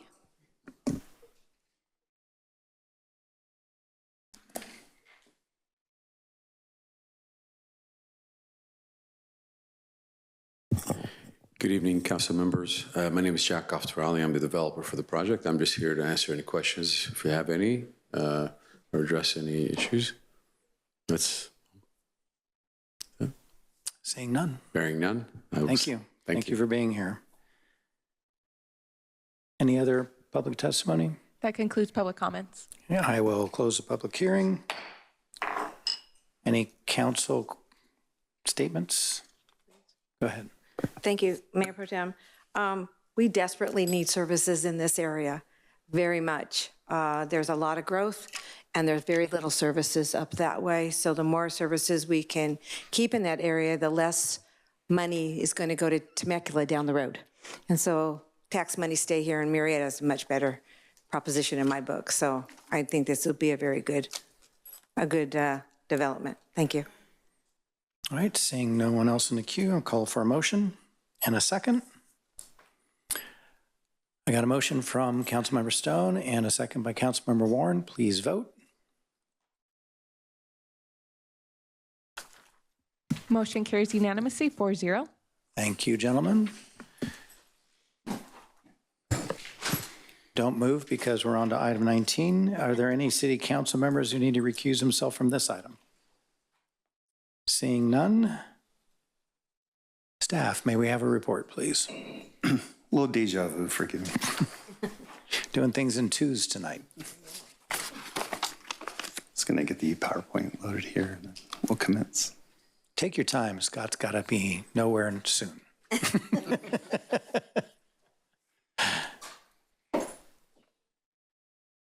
Okay, a separate piece of property, but adjacent to what we just talked about. This is the Murrieta Marketplace. Same applicant, same situation, but let's walk you through this one. All right, for this one, it's a larger 49-acre property, regional commercial zoning. As you can see, it's along Winchester Road with Max Gillis to the north and Clinton Keith to the south.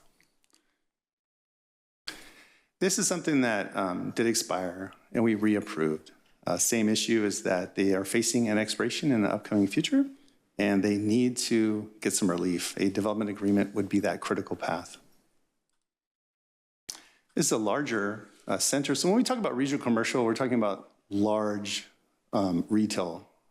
We do expect to get an anchor that would be very sophisticated to then support the larger area. But this is just to show you that you'll have large, medium, and small operators on this property because it can accommodate all the parking, the driveway access points, and everything else that goes along with it. Again, for development agreements, they are authorized by state law, and it's in our development code. It does require your city council to approve it, though. We have taken a very careful look at this project from an air quality, GHG, traffic, fire, everything that you've pointed out. We have looked at it. We're of the opinion that it's still consistent with the original EIR. Again, not to belabor this, but it is important for a city to look at its economic output. When you look at your general plan, you only have so much taxable area. With the state, they're carving out a lot of area that we should use for taxation. I just want to underscore that regional commercial is that area. You're going to get the best of the taxes in those areas. So it's critical for us to find the right partner and the right tools to make sure that we're successful, especially on the edge of our community. We're not only next to the city of Temecula, but the county of Riverside. So we have two other folks that might get that spillover effect. And we have a lot of money coming up and down, people that pull over for gas or whatever. That's income stream that could come to our city instead of others. So I appreciate the point made earlier. Planning Commission at the same hearing last month did provide a recommendation of approval to your council. And again, we're just gonna ask that for this evening, you receive the staff report, conduct a public hearing, find that staff did carefully evaluate the environmental review. And again, this is a introduction and conduction of the first reading of the ordinance 632-26. Thank you for your time this evening. We're available for any questions you have. Thank you. Are there any council member questions? We can ask questions of the applicant after I open the public hearing, or any questions prior to that? Seeing none in the queue, I will open the public hearing. City Clerk, is there any public testimony? Seeing no public testimony. Are there any questions from council for the applicant? Seeing no one in the queue, I will close the public hearing. Is there any council deliberation before I do that? Nope. Public hearing is closed. I call for a motion and a second. I have a motion from Councilmember DeForest and a second from, it went away. Oh, it went away? I seconded it. It did. It was there for a second, and a second for Councilmember Warren. Please vote. I thought it was you. Motion carries unanimously, with the ordinance entitled An Uncodified Ordinance of the City Council of the City of Murrieta, California, approving a development agreement with Murrieta Marketplace Holdings LP, a California Limited Partnership, Bonsall Service Station LP, a California Limited Partnership, and Scott Murrieta Service Station LP, a California Limited Partnership to extend the entitlements for the development of a commercial shopping center at the northwest corner of Winchester Road, Highway 79, and Clinton Keith Road. Development agreement. Thank you. Did we need to read the ordinance from the previous one? Would you care to do that at this time? Yes, Mayor Pro Tem, if it did not get done, yes. It did not.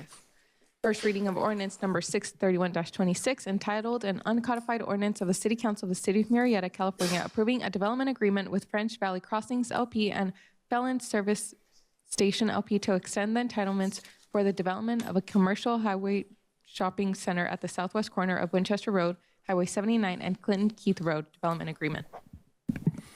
Thank you. Appreciate that. All right, moving on to item number 20, adoption of revised Town Square Park and Amphitheater policy and user fees. Last public hearing of the night. I think council members need to recuse themselves from this item. Seeing none, staff, may we have a report? Good evening, Mayor Pro Tem and members of the City Council. Your favorite department's only here for one agenda item. I don't know what those other departments are doing, so. Well, we'll see if we can make this about an hour long then, right? Not on my watch. Tonight's item is the result of several months of work by the Town Square Amphitheater Subcommittee, or as we've come to think of it, our Let's Make Downtown Even More Fun team. As you know, Town Square Park began construction in 2020 and wrapped up in just over a year later. It features a large stage, tiered seating for about 750 people, and plenty of space for large events on the lawn.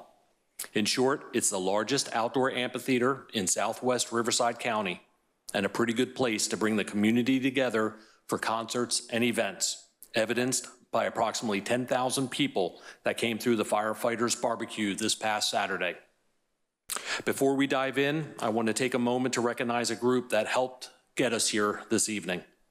Mayor Pro Tem and Ron Holliday and Councilmember Cindy Warren volunteered for the subcommittee and patiently worked through all the materials that staff put in front of them, asking thoughtful questions and helping shape the direction along the way.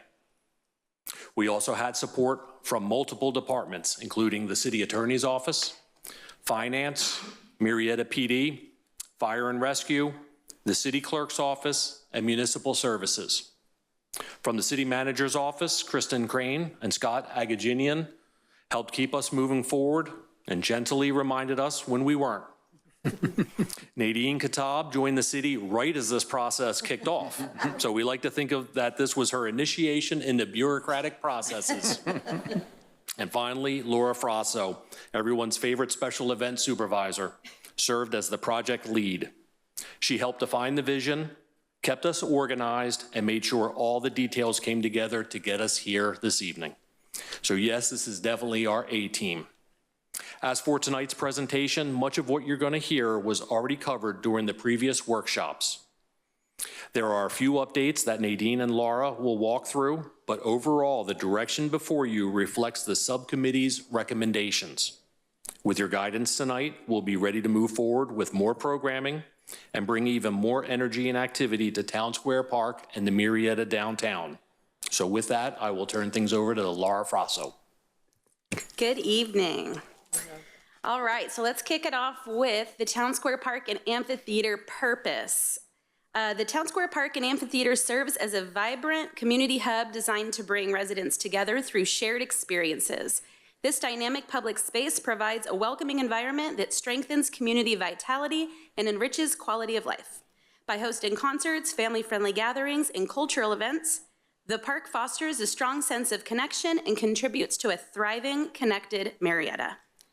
So that's what we're looking for to come forward here at Town Square Park and Amphitheater. We say that the events must be public and accessible. They can be ticketed, but not available for private social events. All right, to very quickly recap the December 16th council workshop, we introduced the category of business negotiated events, we recommended continued support for our existing signature events. We introduced the presenting sponsor event category, where we proposed that the Murrieta Rotary Field of Honor be moved to be a presenting sponsor. We introduced the Seed to Succeed program, an incubator model program designed for up-and-coming community-focused events. And because we want event organizers to feel confident and prepared from the start, we are also implementing a new online planning tools page, with the ultimate goal being transparency and efficiency for event organizers, and that way they know the costs up front. And this will include the public safety matrices, brief overviews of various event requirements, and direction to this special event permit application. And then just to give a quick refresh of our current signature events, as of 2026, the Tour de Murrieta, which was held in March of this year, is in its 21st year. Susan G. Komen More Than Pink Walk, which is held in October, is entering its 8th year. The Murrieta Rod Run, which is held in October, is entering its 13th year, and the Rotary Field of Honor, which is held in November, is entering its 18th year.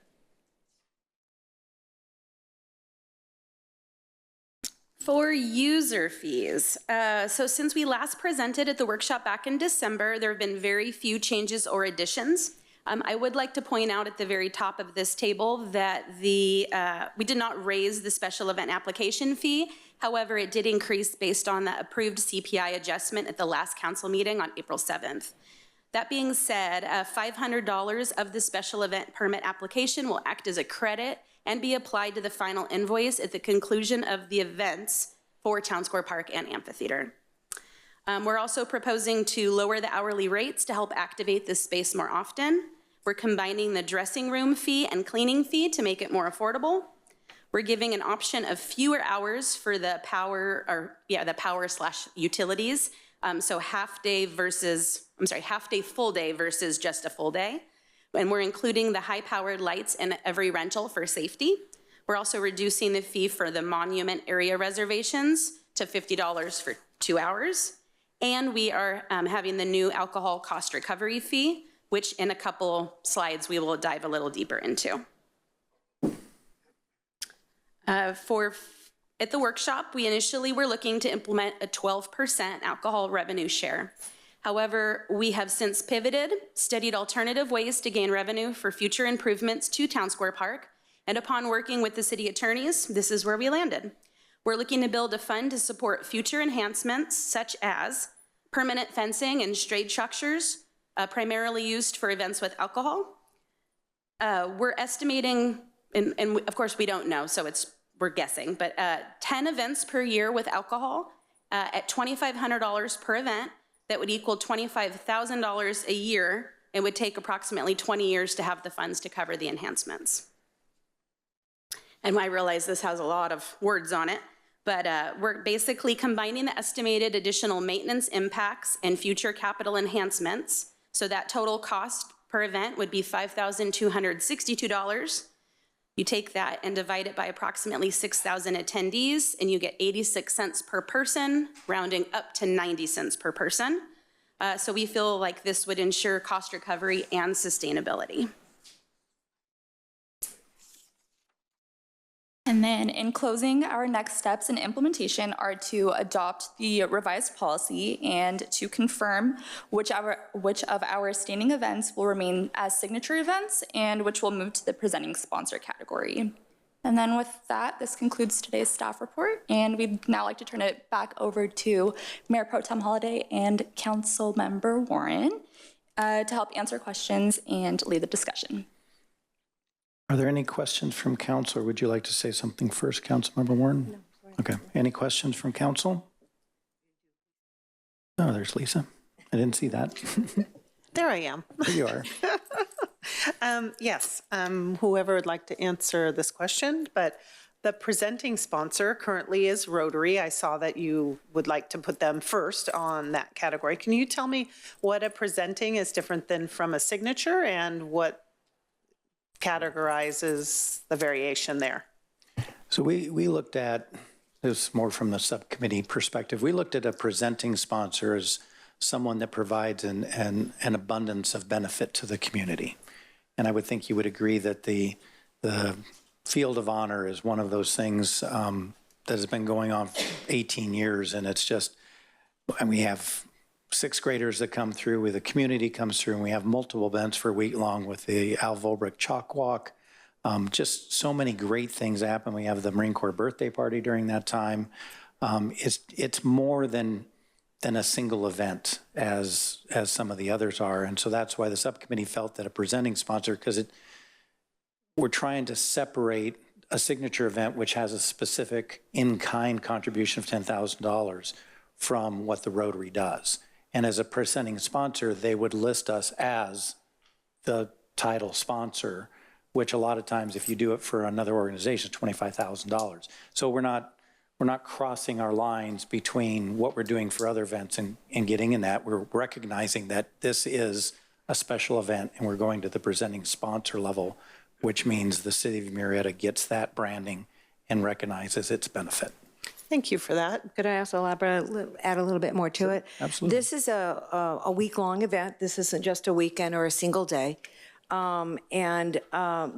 felt that the benefit and the value to this community was a benefit for all age groups, all that attend, and then it culminates with the end of the week or during the week with our Veterans Parade. So we felt a very significant impact on our community as a benefit, and that's why we separated it out.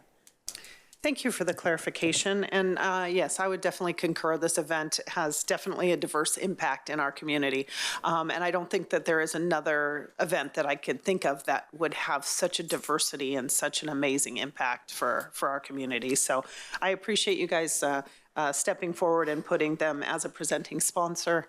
And do we have any kind of items, or do we have like prerequisites, or do we have, has it been, so in order to move into the presenting sponsor category, do we have a list of prerequisites, or have we narrowed it down that far that, that it impacts school district and week long and all of the amazing things that our Field of Honor does? We sorry. did.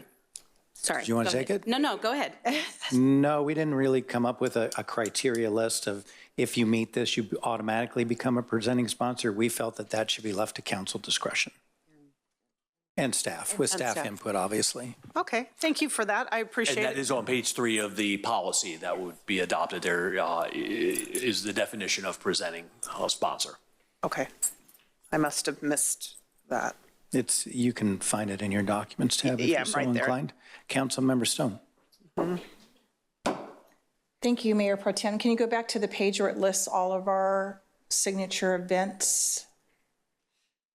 Okay. I'm not sure if my colleagues know this. I know that you know this, but the Susan G. Komen More for the Pink Walk will not be returning to Murrieta. They are going to move the event. So it is the Inland Empire affiliate. And as much as they love Murrieta, they believe that being in the middle of Inland Empire would make more sense. So my question to you is, what value of in-kind at 8 years, how much is that? I believe it's $7,500. So it's $7,500. Yeah, if I could mention just one thing with that. We did ask the representatives from Susan G. Komen to confirm in writing that they would not be returning. They weren't willing to do that because they still may want to hold an event in Murrieta at Town Square Park, but not necessarily the More Than Pink Walk. Would they still do it in October? Potentially. Okay. So they didn't respond to my request for a confirmation. Okay. So I feel like the door is still kind of open that they want to do something. We just don't know what quite yet. So that's why we didn't take them off the list completely. So my question to you is, if it's not more than a pink walk and it is another event, in my opinion, it would be a first-time event, correct? I think we would have to bring it back to council to get your guys' recommendation Okay. on that. I don't know. Okay, great. I've never, in my 19 years, I've never Yes. experienced a signature event, walk away or come back with something else, so I don't know. Okay, thank you for answering my questions. That concludes my questions. Thank you, Councilmember Stone. Yeah, that's an interesting question we'll have to explore in the future, but I kind of lean towards where Councilmember Stone is going. If they change it to something else, even if the Rotary Field of Honor came in and said, we're going to do, wrestling in the middle of Town Square Park. It's like, wait, does that automatically become a presenting sponsor? Oh my goodness, where did that come from? Yeah. It was better than the 10 other things that were running through my head. So it was the safest. Gee. Censored myself. Okay, so. And back in, Ron. Okay, Councilmember DeForest, thank you. Thank you. I'd just like to thank Laura, Nadine, and Brian. Thank you for all your hard work on this, and especially to you guys. I know you had a lot of meetings, and to say the least, every time I would come for something else, for a meeting with a constituent, I would see your car here. Yeah, and your guys' cars. And yes, so I thank you for all those meetings on our behalf, and I appreciate you doing a lot of the work for us. So, and thank you to you all for your time and effort for this. I hope our amphitheater becomes busy and vibrant and really impacts our community. So thank you for all your hard work. Yeah, happy to do it, and we really just, mess everything up, and then they make it all good. So we certainly appreciate staff 100%, including Assistant City Manager Kristen Crane, who was definitely involved in this, and Scott, who kind of like council threw bombs in the middle of it and said, let's try this. So Mayor no. Pro Tem, can I just say one thing? Sure. When you're looking at this list, Tour de Murrieta just had their 21st. Murrieta Rod Run, 13th year. Rotary Field of Honor, 18th year. It's pretty amazing that these organizations keep coming back. And it's working for them, and it's working for us, and it's working for our residents. But I think more importantly, it's not really just about our residents. And we have so many people that come from out of our county, out of our city for Tour de Murrieta, even Murrieta Rod Run. I've met people that have actually said it is a tradition to bring, dad and grandpa, the family, and then of course the Field of Honor, how that has expanded. Again, it goes back to quality of life here in Murrieta, and I concur with Councilmember DeForest is, you guys have done such an amazing job, all of you, and it's very appreciative, and it really reflects our community. So thank you. All right, if there are no further councilmember questions, we'll open public hearing. Madam City Clerk, is there any public testimony? Seeing none. Thank you. Any council deliberation? Councilmember Warren. Just a quick thank you to my colleague and to all of you, to Assistant City Manager Kristen Crane, Scott. This was long, this was hard, and we went through lots of versions. Our meetings lasted 2.5 hours, but it was well worth it, because without your rock star work and everybody's input, this wouldn't be as far as it is now. So I look forward to great things. This is going to be amazing. And I just wanted to say thank you so very much from both of us for all the hard work you put in, because I know the work you did put in, and we really do appreciate it. So thank you. Yes. And I just like to say that, not to make you make a motion or such, but I will stay out of the making of a motion because you guys worked so hard. This should be yours. Thank you. Thank you. I will close the public hearing and call for a motion in a second. Councilmember Warren, if you'd like to do the honors. Thank you. I will second it. Please vote.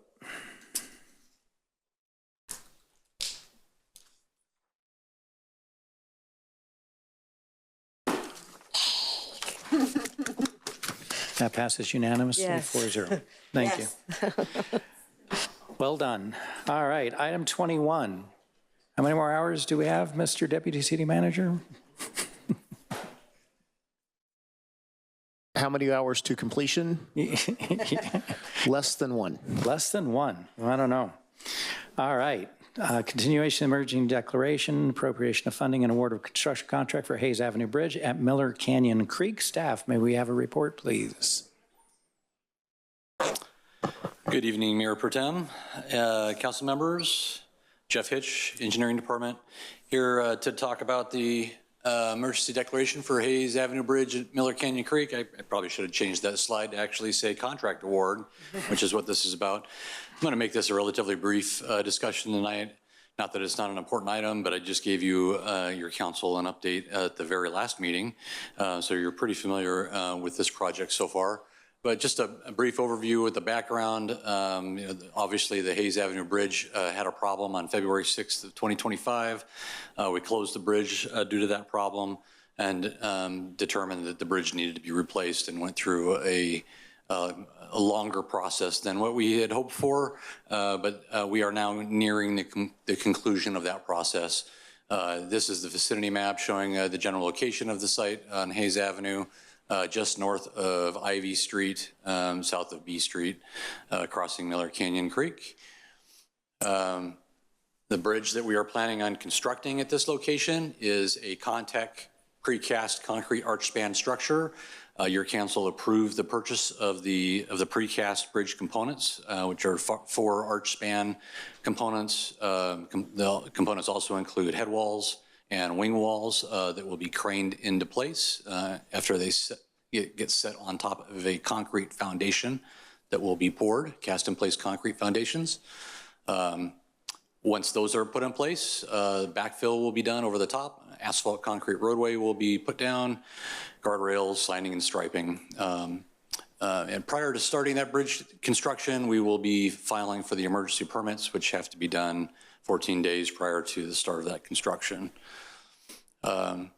We had gone through a bidding process through this. This was an emergency public works contracting. We went through the bidding process utilizing the emergency public works contracting that's allowed for in state code. And so we didn't use formal bidding requirements. We got quotes from 2 different contractors. The Mark Company and Murrieta Development Company were the 2 contractors. They may look familiar. They were the same 2 contractors we had gotten quotes from back in June. Murrieta Development Company, again, was the lowest price, and so we have selected them. We've worked with Murrieta Development in the past. They did the emergency work when we had the sinkhole over on Alta Murrieta Drive back in 2019, which many of you may remember. Please ignore that last slide. Those numbers are inaccurate, so I apologize for that. This got past me during the review of this, but I will give you the formal numbers.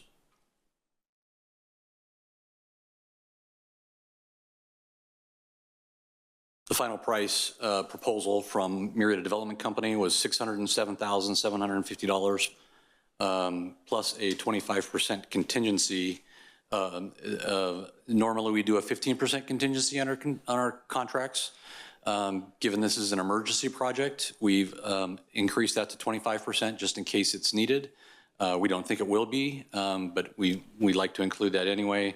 That contingency amount is $151,938. And that gives us a total of $759,688 for the proposal plus the contingency. This should be consistent with the numbers in your agenda report. And the schedule that we're anticipating here is we'd be applying for emergency permits probably here in the next week or 2, potentially starting construction on May 4th or May 11th, depending on the contractor's availability.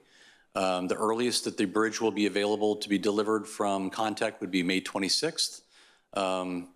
Effectively, the installation of the bridge would take 1 day of the actual precast structures, and then backfilling and doing the rest of the improvements after that would take a little bit of time after that. Obviously, the demo and whatnot would be done in advance. So with that, the recommendation that I have for you tonight is to declare that the emergency conditions persist at the Hayes Avenue Bridge at Miller Canyon Creek, amend the capital improvement plan budget to appropriate an additional $200,000 of area drainage fees for Hayes Avenue Bridge at Miller Canyon Creek Project, CIP 11004, and approve the construction contract with Murrieta Development Company in the amount of $607,750 plus a 25% contingency of $151,938 for a total of $759,688. And with that, I'm here for any questions if you have any. Thank you for the report. Councilmember DeForest, you have a question? I do. Thank you so much, Jeff. Could I get a text so I can report out to my constituents that this is going to be started? And I will be the first one down there to take some pictures because I'm getting, 5 emails a day on this. So let's get this done. And thank you for bringing this back. And I appreciate your diligence getting this done. And I realize all of the issues you went through to have an emergency ordinance when we had some issues. So February of 2025 and to June of 26 is not really that fast to me. So, it is not. And not to our constituents either. So Right. I appreciate you pushing this. And I think the only thing that came good of this is I now know it's called Miller Creek or Miller Canyon Creek. I had no idea what that was right there. I just knew it was a blue line stream heading to the riverbed. So thank you so much for bringing this forward. Thank you, Mayor Pro Tem. Certainly. Yeah, I echo those comments. You think of an emergency as something that has to be done quickly, and obviously a year and a half. I know government has its challenges, and it's no reflection on staff. I'm not diminishing your work at all. It's just the nature of getting things done, and it's very frustrating for us. It's frustrating for residents. I'm sure it's frustrating for you as well. Thank you for riding that horse all the way through to the end. So we certainly appreciate it. All right. Are there any public comments on this item? Seeing no public comments. All right. Any council member comments? All right. Call for a motion and a second. A motion by Councilmember DeForest and a second by Councilmember Warren. Please vote. Thank you very much. Why is there a smiley face next to your vote? Motion carries unanimously 4-0. Thank you. Item 22, recommendations from the City Council Code Enforcement Policy Ad Hoc Committee. 2 ad hoc committee reports in one night. Getting things off the table.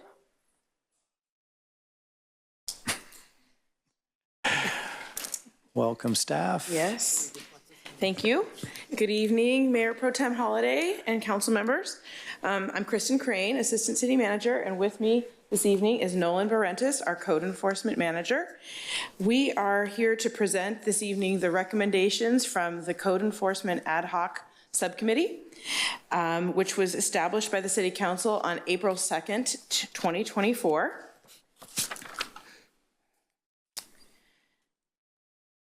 Mayor Pro Tem Holliday and Councilmember Stone were appointed to serve on that subcommittee.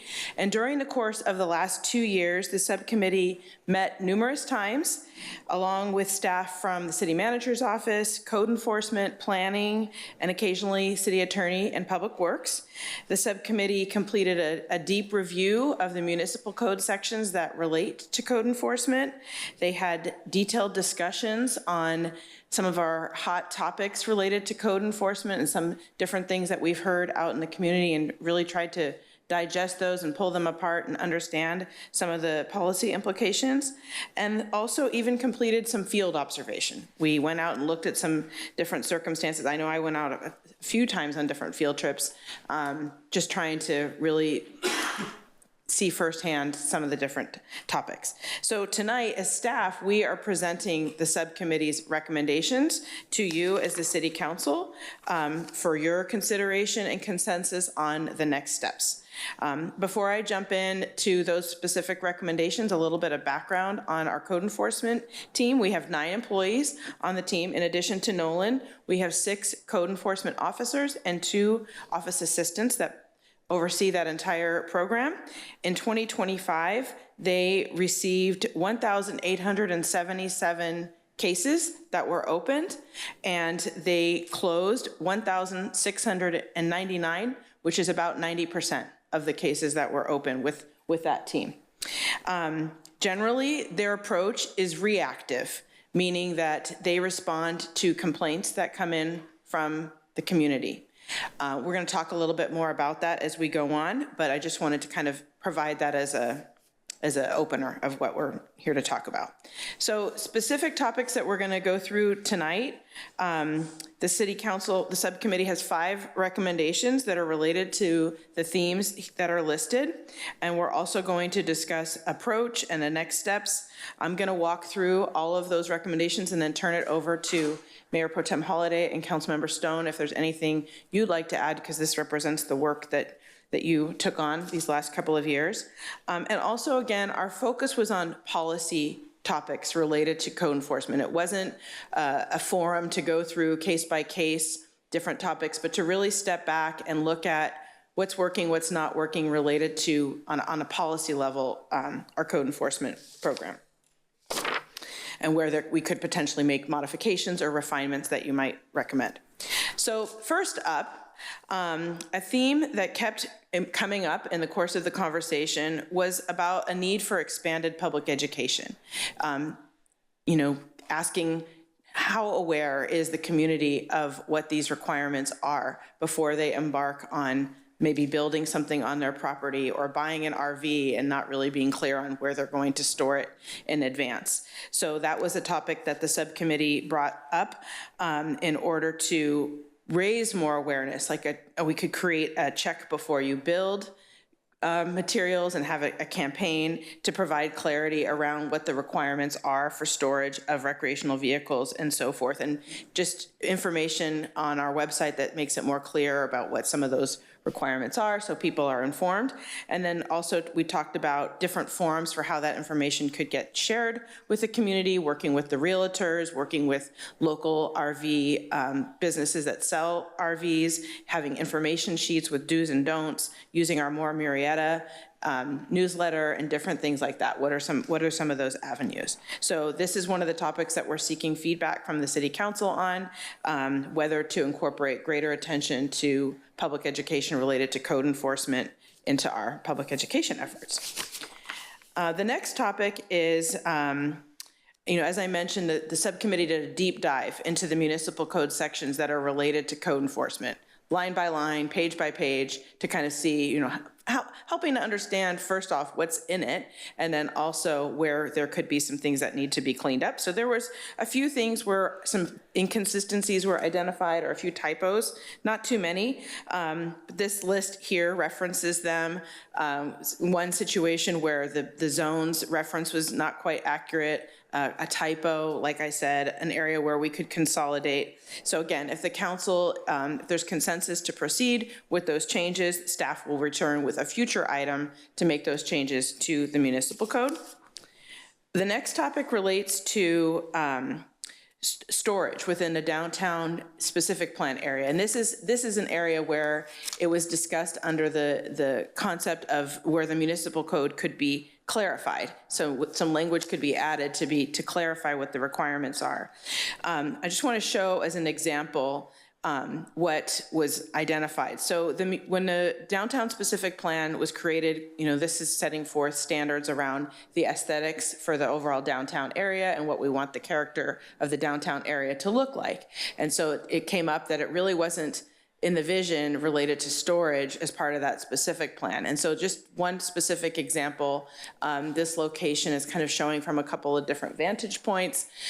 This has been a topic that's kind of gone on over time, but it's in an area where we don't really have clear requirements related to screening for the storage, and it's right in the center of the downtown area. And if this is something that we want to clarify better within the specific plan what the requirements are, what's allowed there to be more in keeping with what the downtown specific plan vision is. So that was the subcommittee recommendation, to provide clarity and elaborate within the municipal code related to storage containers in downtown. And again, if this is a topic that the council there's consensus for support of that, we would bring this back at a future meeting. Okay. All right, so the next topic is street vending or sidewalk vending. This is also a topic that the subcommittee spent a lot of time learning about, what the requirements are for sidewalk vending. So there have been changes relatively recently in California state law, which really impacts the city's ability to put a lot of restrictions related to sidewalk vending. There are areas that we can restrict. For example, a vendor has to have a business license, and there's other licenses if they're selling food that they have to have from the county related to like food health permit requirements. But also we can ensure that they're not blocking the path of travel on the sidewalk for ADA, or that they're not handing things back and forth to and from the vehicle. Or obstructing traffic. So we have materials that our code enforcement team uses, our police department uses, and in the process of it, just talking it through, it seems like we have good the rules that we have in place are basically the extent of what we are allowed to do related to regulating this area, but we can do some work internally to get everyone on our team that touches this topic all clear on the different facets of it. So that was something that emerged in the course of researching this topic. And then recommendation number 5 talks about developing some design standards for screening of RVs. So the code is silent on the materials that can be used for screening recreational vehicles that may be stored in a front yard or visible in a side yard. And so the subcommittee recommended that the city establish minimal design standards, such as using materials for screening that would match the neighborhood aesthetics, to preclude the use of low quality items like AstroTurf, tarps, etc. This isn't something that's been a really pronounced issue per se, but it is a vulnerability in the sense that we don't have clarity around what that would look like. So this does present an opportunity to put something in place so we don't have a problem in the future. So again, this is an area that we're seeking some feedback from the council. If the council as a whole is supportive of this, that we would bring that back for your future adoption. So then the next topic I want to talk about is approach. So as I mentioned at the beginning, our current approach is, we call it reactive. We are responding to complaints that our code enforcement team receives. There are some categories, like if it's a public safety issue or things along those lines that they observe that they will go out and follow up on. If they get a complaint on a block about a particular topic, they will look in that immediate area to see if there's anybody else. Like I'm going to use the example of a basketball hoop. If they get a complaint about that on a house, they're going to look in that immediate area, and anybody else, they would be communicating with them as well.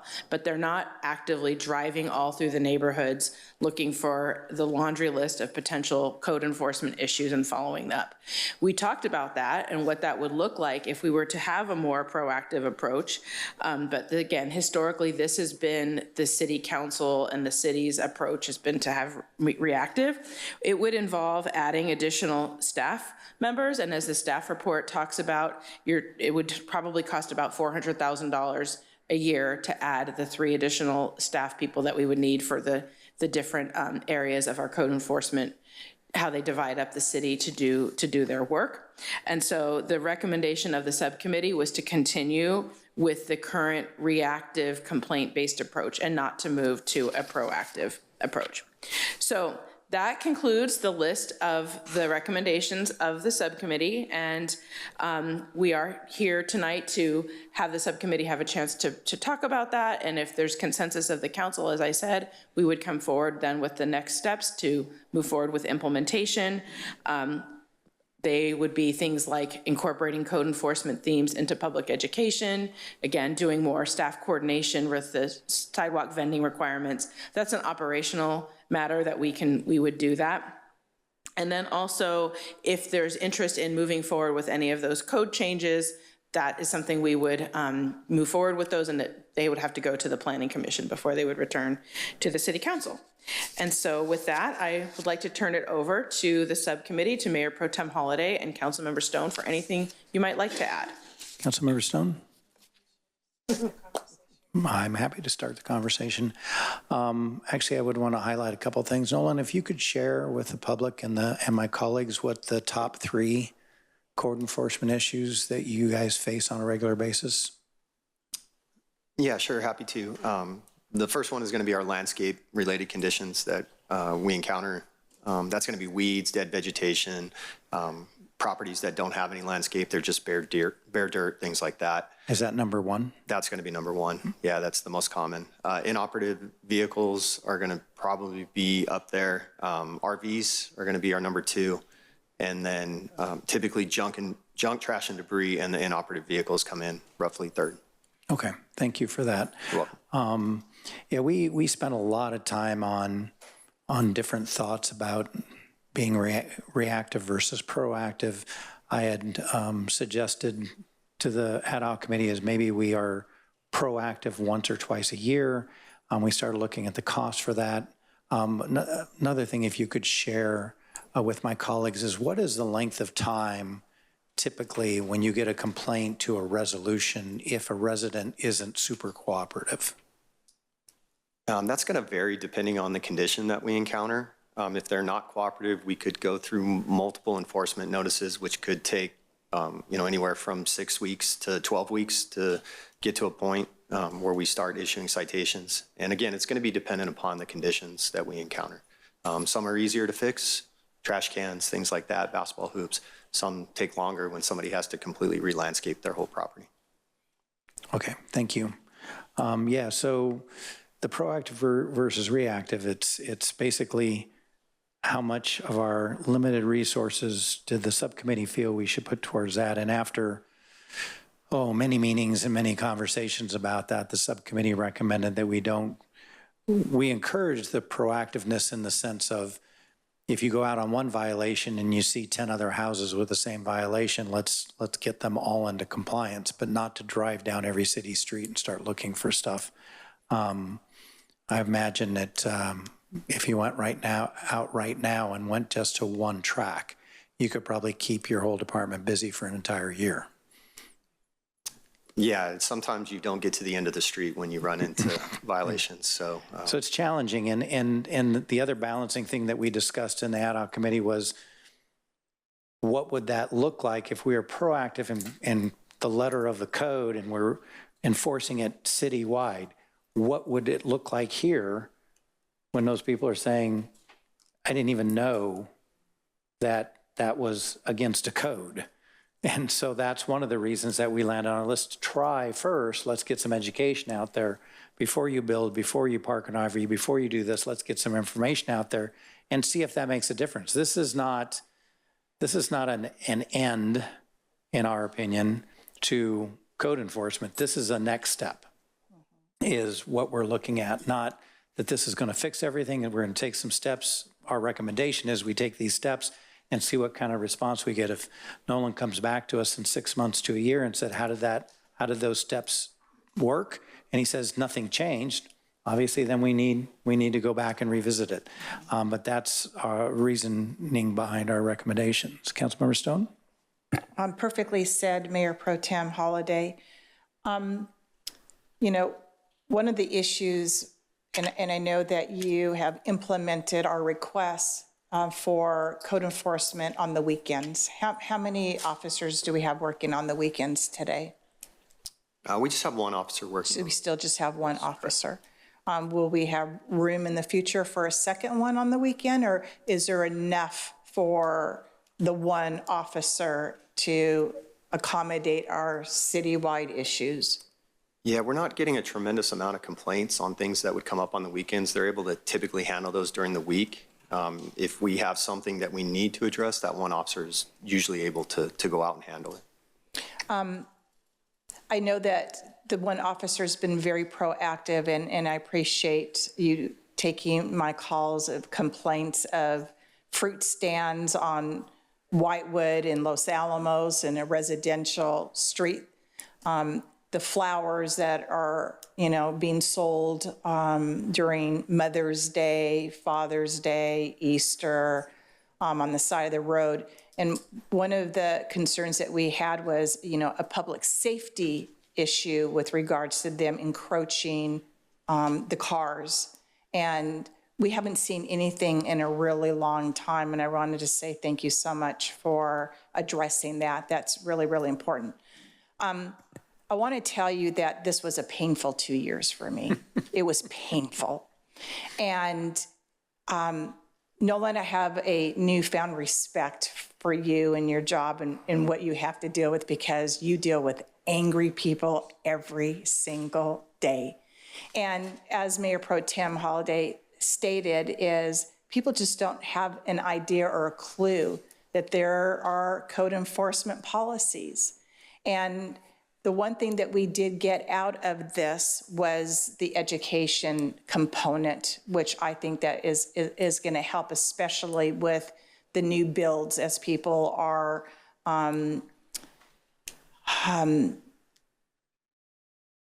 facilitating their driveway with regards to RV storage on their property, overhangs, things like that. It's going to be really, really important that that education component is facilitated to help mitigate some of the code violations.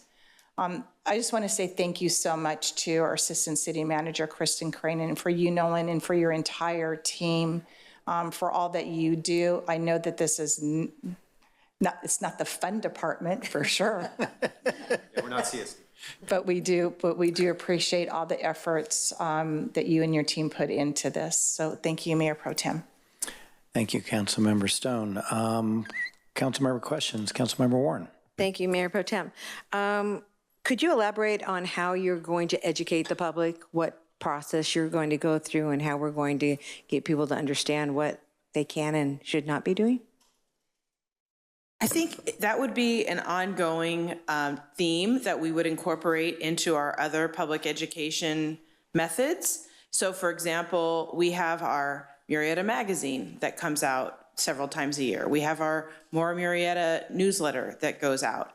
There are topics that we can highlight about code enforcement, just kind of some of the did you know type of section on some of those elements that people may not be aware of. We also can beef up our website, but the committee also talked about more proactively trying to get information out to places where people may not have gone there to look for it, but they see it at the RV business that's selling RVs. Like, oh, here's information on what you should know in advance about storage, and with the Realtors Association as well, information that could be distributed. We even talked about kind of welcome information, welcome to Murrieta. There's a lot of information that we can put out related to that, but it could address some topics related to code enforcement. So I think it would be something that would be on an ongoing basis, like we have across our organization. There's lots of themes that we are always communicating about, and this would be another example. Well, I would think,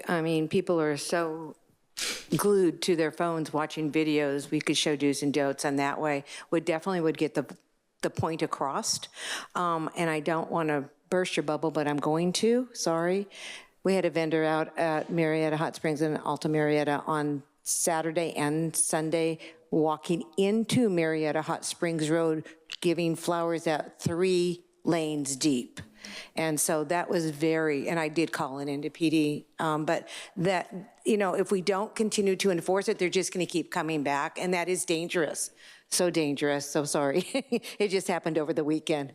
But it has significantly decreased, and of course, and it wasn't a holiday, which was, it was just, they were just randomly out there. So that's something I hope that we continue to really keep tabs on, because that was dangerous. Yes, when he ran out into the street for roses. That topic is a good example of where it's collaboration between PD and code enforcement, because PD can also go out and communicate on it. So they have a training bulletin on that topic that they, educate the officers and remind them about that as well. So. And I also, we are proactively, let's say we go to a street, and I'm just going to use boats on the street or RV parking in the front of the yard, or if you see the same general in the area, we will then proactively educate and let them know what the rules are at that point, correct, within that neighborhood?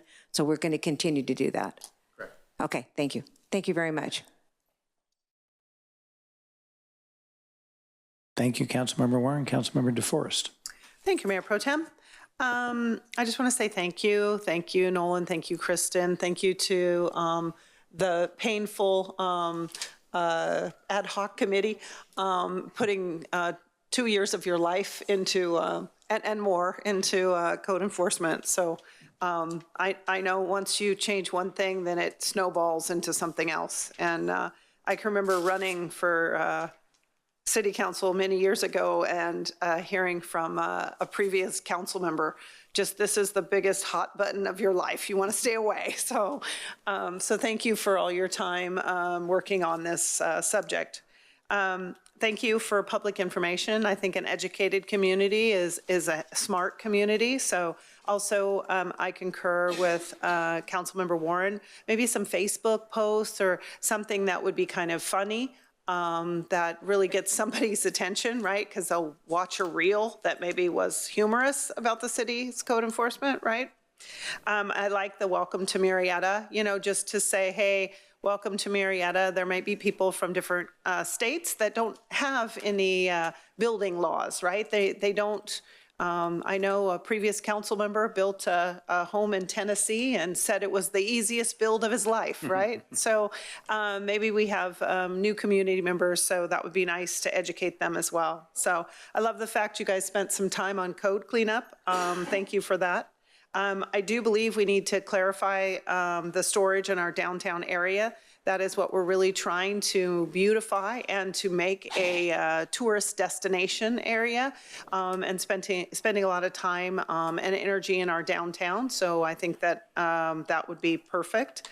I want to thank Chief Matt Henry as well as the entire PD for the street vending. I know it's been cleaned up quite a bit. They've been moving from Target shopping centers to parks. I know that I've called several times that they've been in like the handicap parking spot at Target. So I appreciate PD being educated and actually able to help keep our community clean. So thank you, Chief, for all your the text that I send you. I'm sorry, if you want me to text someone else, I will, but I appreciate you so much. Text him now, yes, okay, moving on to fire. So thank you for that. And the RV screening, I think that's very important. You guys did a great job. Let's make it aesthetically at least look good. And I agree with the reactive approach. We do not have the funding for more staffing. We already have, 9 employees in our code enforcement department, and I think that that's where it needs to stay. So thank you so much for your time and effort, and I appreciate all the energy that you put into this. And Nolan, you definitely do not have the best job ever. Maybe you should, in your next life, Parks and Rec, go for the Department of Fun instead of the Department of Anger at times, right? Yeah, so thanks for always having a smile when we docked with you. I know that that's probably not your daily activity. So thank you for that. Thank you, fellow colleagues. Thank you, Councilmember DeForest. Are there any public comments, Madam City Clerk? Seeing none. Okay, bringing back to the council for comments, although we had a lot of comments already. I will say, Nolan, while your department may not be the Department of Fun, the way you run it is impressive. So we certainly thank you for the job that you do. I think you're the right person for that spot and wouldn't trade you for anyone else. If we put Scott in there, it would be chaos. Yeah. So you are the right man for that job. But it would be fun. Well, for a minute. Anyhow, are there any other comments from council? Seeing none, so we're not really voting on something. We're providing direction to staff. So I've heard consensus on all of the recommendations from the committee. Is ad hoc committee, is that correct? So they'll be bringing back. They're going to bring back pieces of it at a time, I imagine. I don't know if it'll all be one package. The thing I would encourage, though, is when we start the advertising, even though you're going to pick different things for different venues, I would pick one thing and do that across all the different venues so we can measure if it actually has an impact. Whether it's, keeping up with your yard, whatever item you guys pick, let's be consistent and put that in everything consistently for a period of time. And I don't know if 6 months or a year is the proper time. I'll let you guys decide that. And just keep hitting that. And then when you come back to us and say, how did it go? Say, well, we advertised on this consistently for this amount of time, and it didn't change our call load whatsoever. Or, yeah, it dropped to the 4th or 5th thing on the list. So we definitely want to try and do the best we can to see if it's working. So I think you've got your consensus. Any other questions from staff? Is it clear? Perfect. No, it's just consensus. All right, Madam City Clerk, reconsideration. Thank you, Mayor Pro Tem. Any council member who voted on the prevailing side of the original motion may move a reconsideration to consider new information or correct inadvertent errors on a non-public hearing item at the same or the next meeting. Are there any requests from the City Council for any reconsiderations? Seeing none, Mayor Pro Tem. Okay, I'm actually going to rearrange the agenda slightly. I'm going to move public comments up before council member requests to add or withdraw items. And so this time will be for public comments, including if someone would like to comment on the council member request to add or withdraw items to a future agenda. That would be Mr. Kassan-Klein.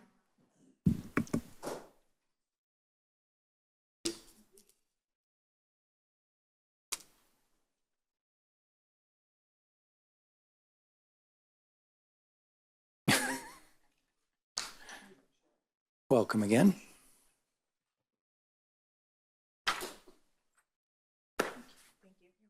Well, that's clear.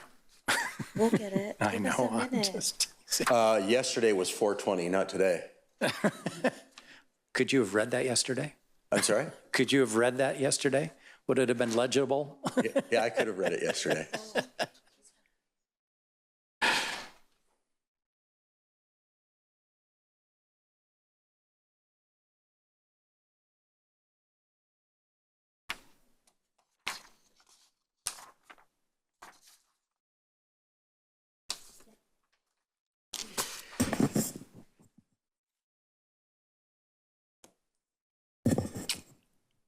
So from Bonnie Raitt's Slipstream album, there's a line that says in the song, "The coming round is gone. Time gets more precious when there's less of it to waste," keeping with the musical theme.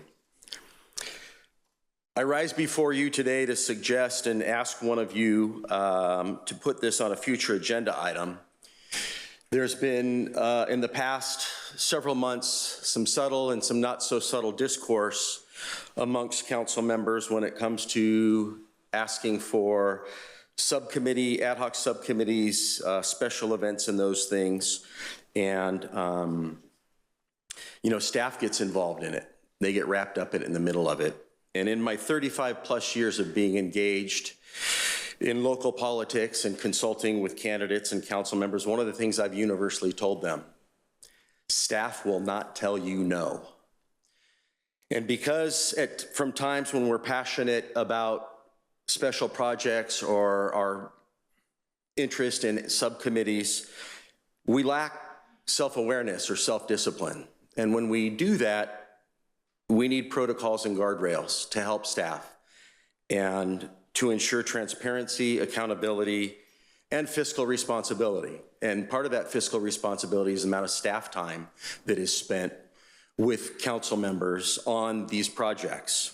And so the first page is here, but I've laid out what I believe to be reasonable, a reasonable proposal that I've left for you, for Crystal and for Justin and for Tiffany, the city attorney, to look at.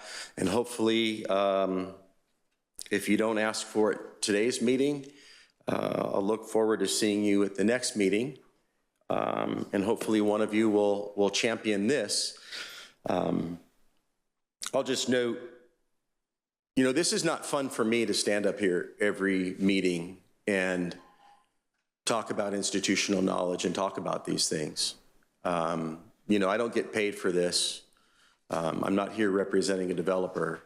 I'm here really moving along the legacy of my parents, which many of you knew, and really to try and protect our quality of life. And that's really what I think part of this does. So if you would consider this and move this forward, I would appreciate it. Thank you. Thank you. Any other public comments? Seeing none, Mayor Pro Tem. Thank you. Now we will move on to councilmember requests to add or withdraw items to a future agenda. Do we have anyone that would like to add anything? Councilmember Stone. Thank you, Mayor Pro Tem. You were very creative in how you shut me down on item number 17. I was very impressed by that, by the way.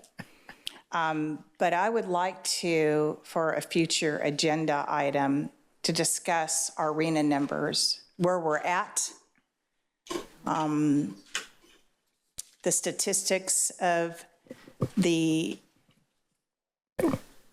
affordable housing, how many we have as far as in a development. I know that not all of the apartments have affordable housing. I want to know what street market rates, not necessarily the rates, but how many apartments we have with fair market costs versus the affordability. Again, I want to know where we're at with our RENA numbers. Are we on point? Are we behind? Are we ahead of the game? And I'd like to get also a report on when the next RENA numbers are going to be presented to us, because I think it's very important that we be transparent and honest with our residents with regards to the unfunded mandates that are imposed on the city. And so that's what I would like to have an update on. Thank you, Mayor Pro Tem. Do we have consensus for that? Yeah? Okay. Yeah, it just should be noted that the next RENA cycle will not be till after the next governor is elected, which may change things, it may not. But yeah, we can definitely, it can't hurt to look at that for sure. Any other? Mr. Mayor, or Mayor Pro Tem, if I could just confirm on that last item, is there any particular sense of urgency to rush that item back, or to bring it back kind of in the due course of time where we have space on future agendas? So I know that we only have one meeting in May, and we have a very full agenda in June, and I know that we probably are going to have to, address our budget. So there is no rush. Thank you. Okay. Next. Could we have the announcement of the closed session items, Madam City Clerk? Thank you, Mr. Mayor Pro Tem. The City Council will meet on 2 items. Conference with legal counsel, anticipated litigation. This council will conduct a closed session pursuant to Government Code Section 54956.9D2 because there is significant exposure to litigation in one case. The City Council will also conduct a closed session pursuant to Government Code Section 54957.6 with the City Manager, Assistant City Manager, Deputy City Manager, City Attorney, and the city's negotiators regarding labor negotiations with Murrieta Police Officers Association, Police Management Association, Firefighters Association, and Fire Management Association. Thank you. And at this point, we will recess to closed session.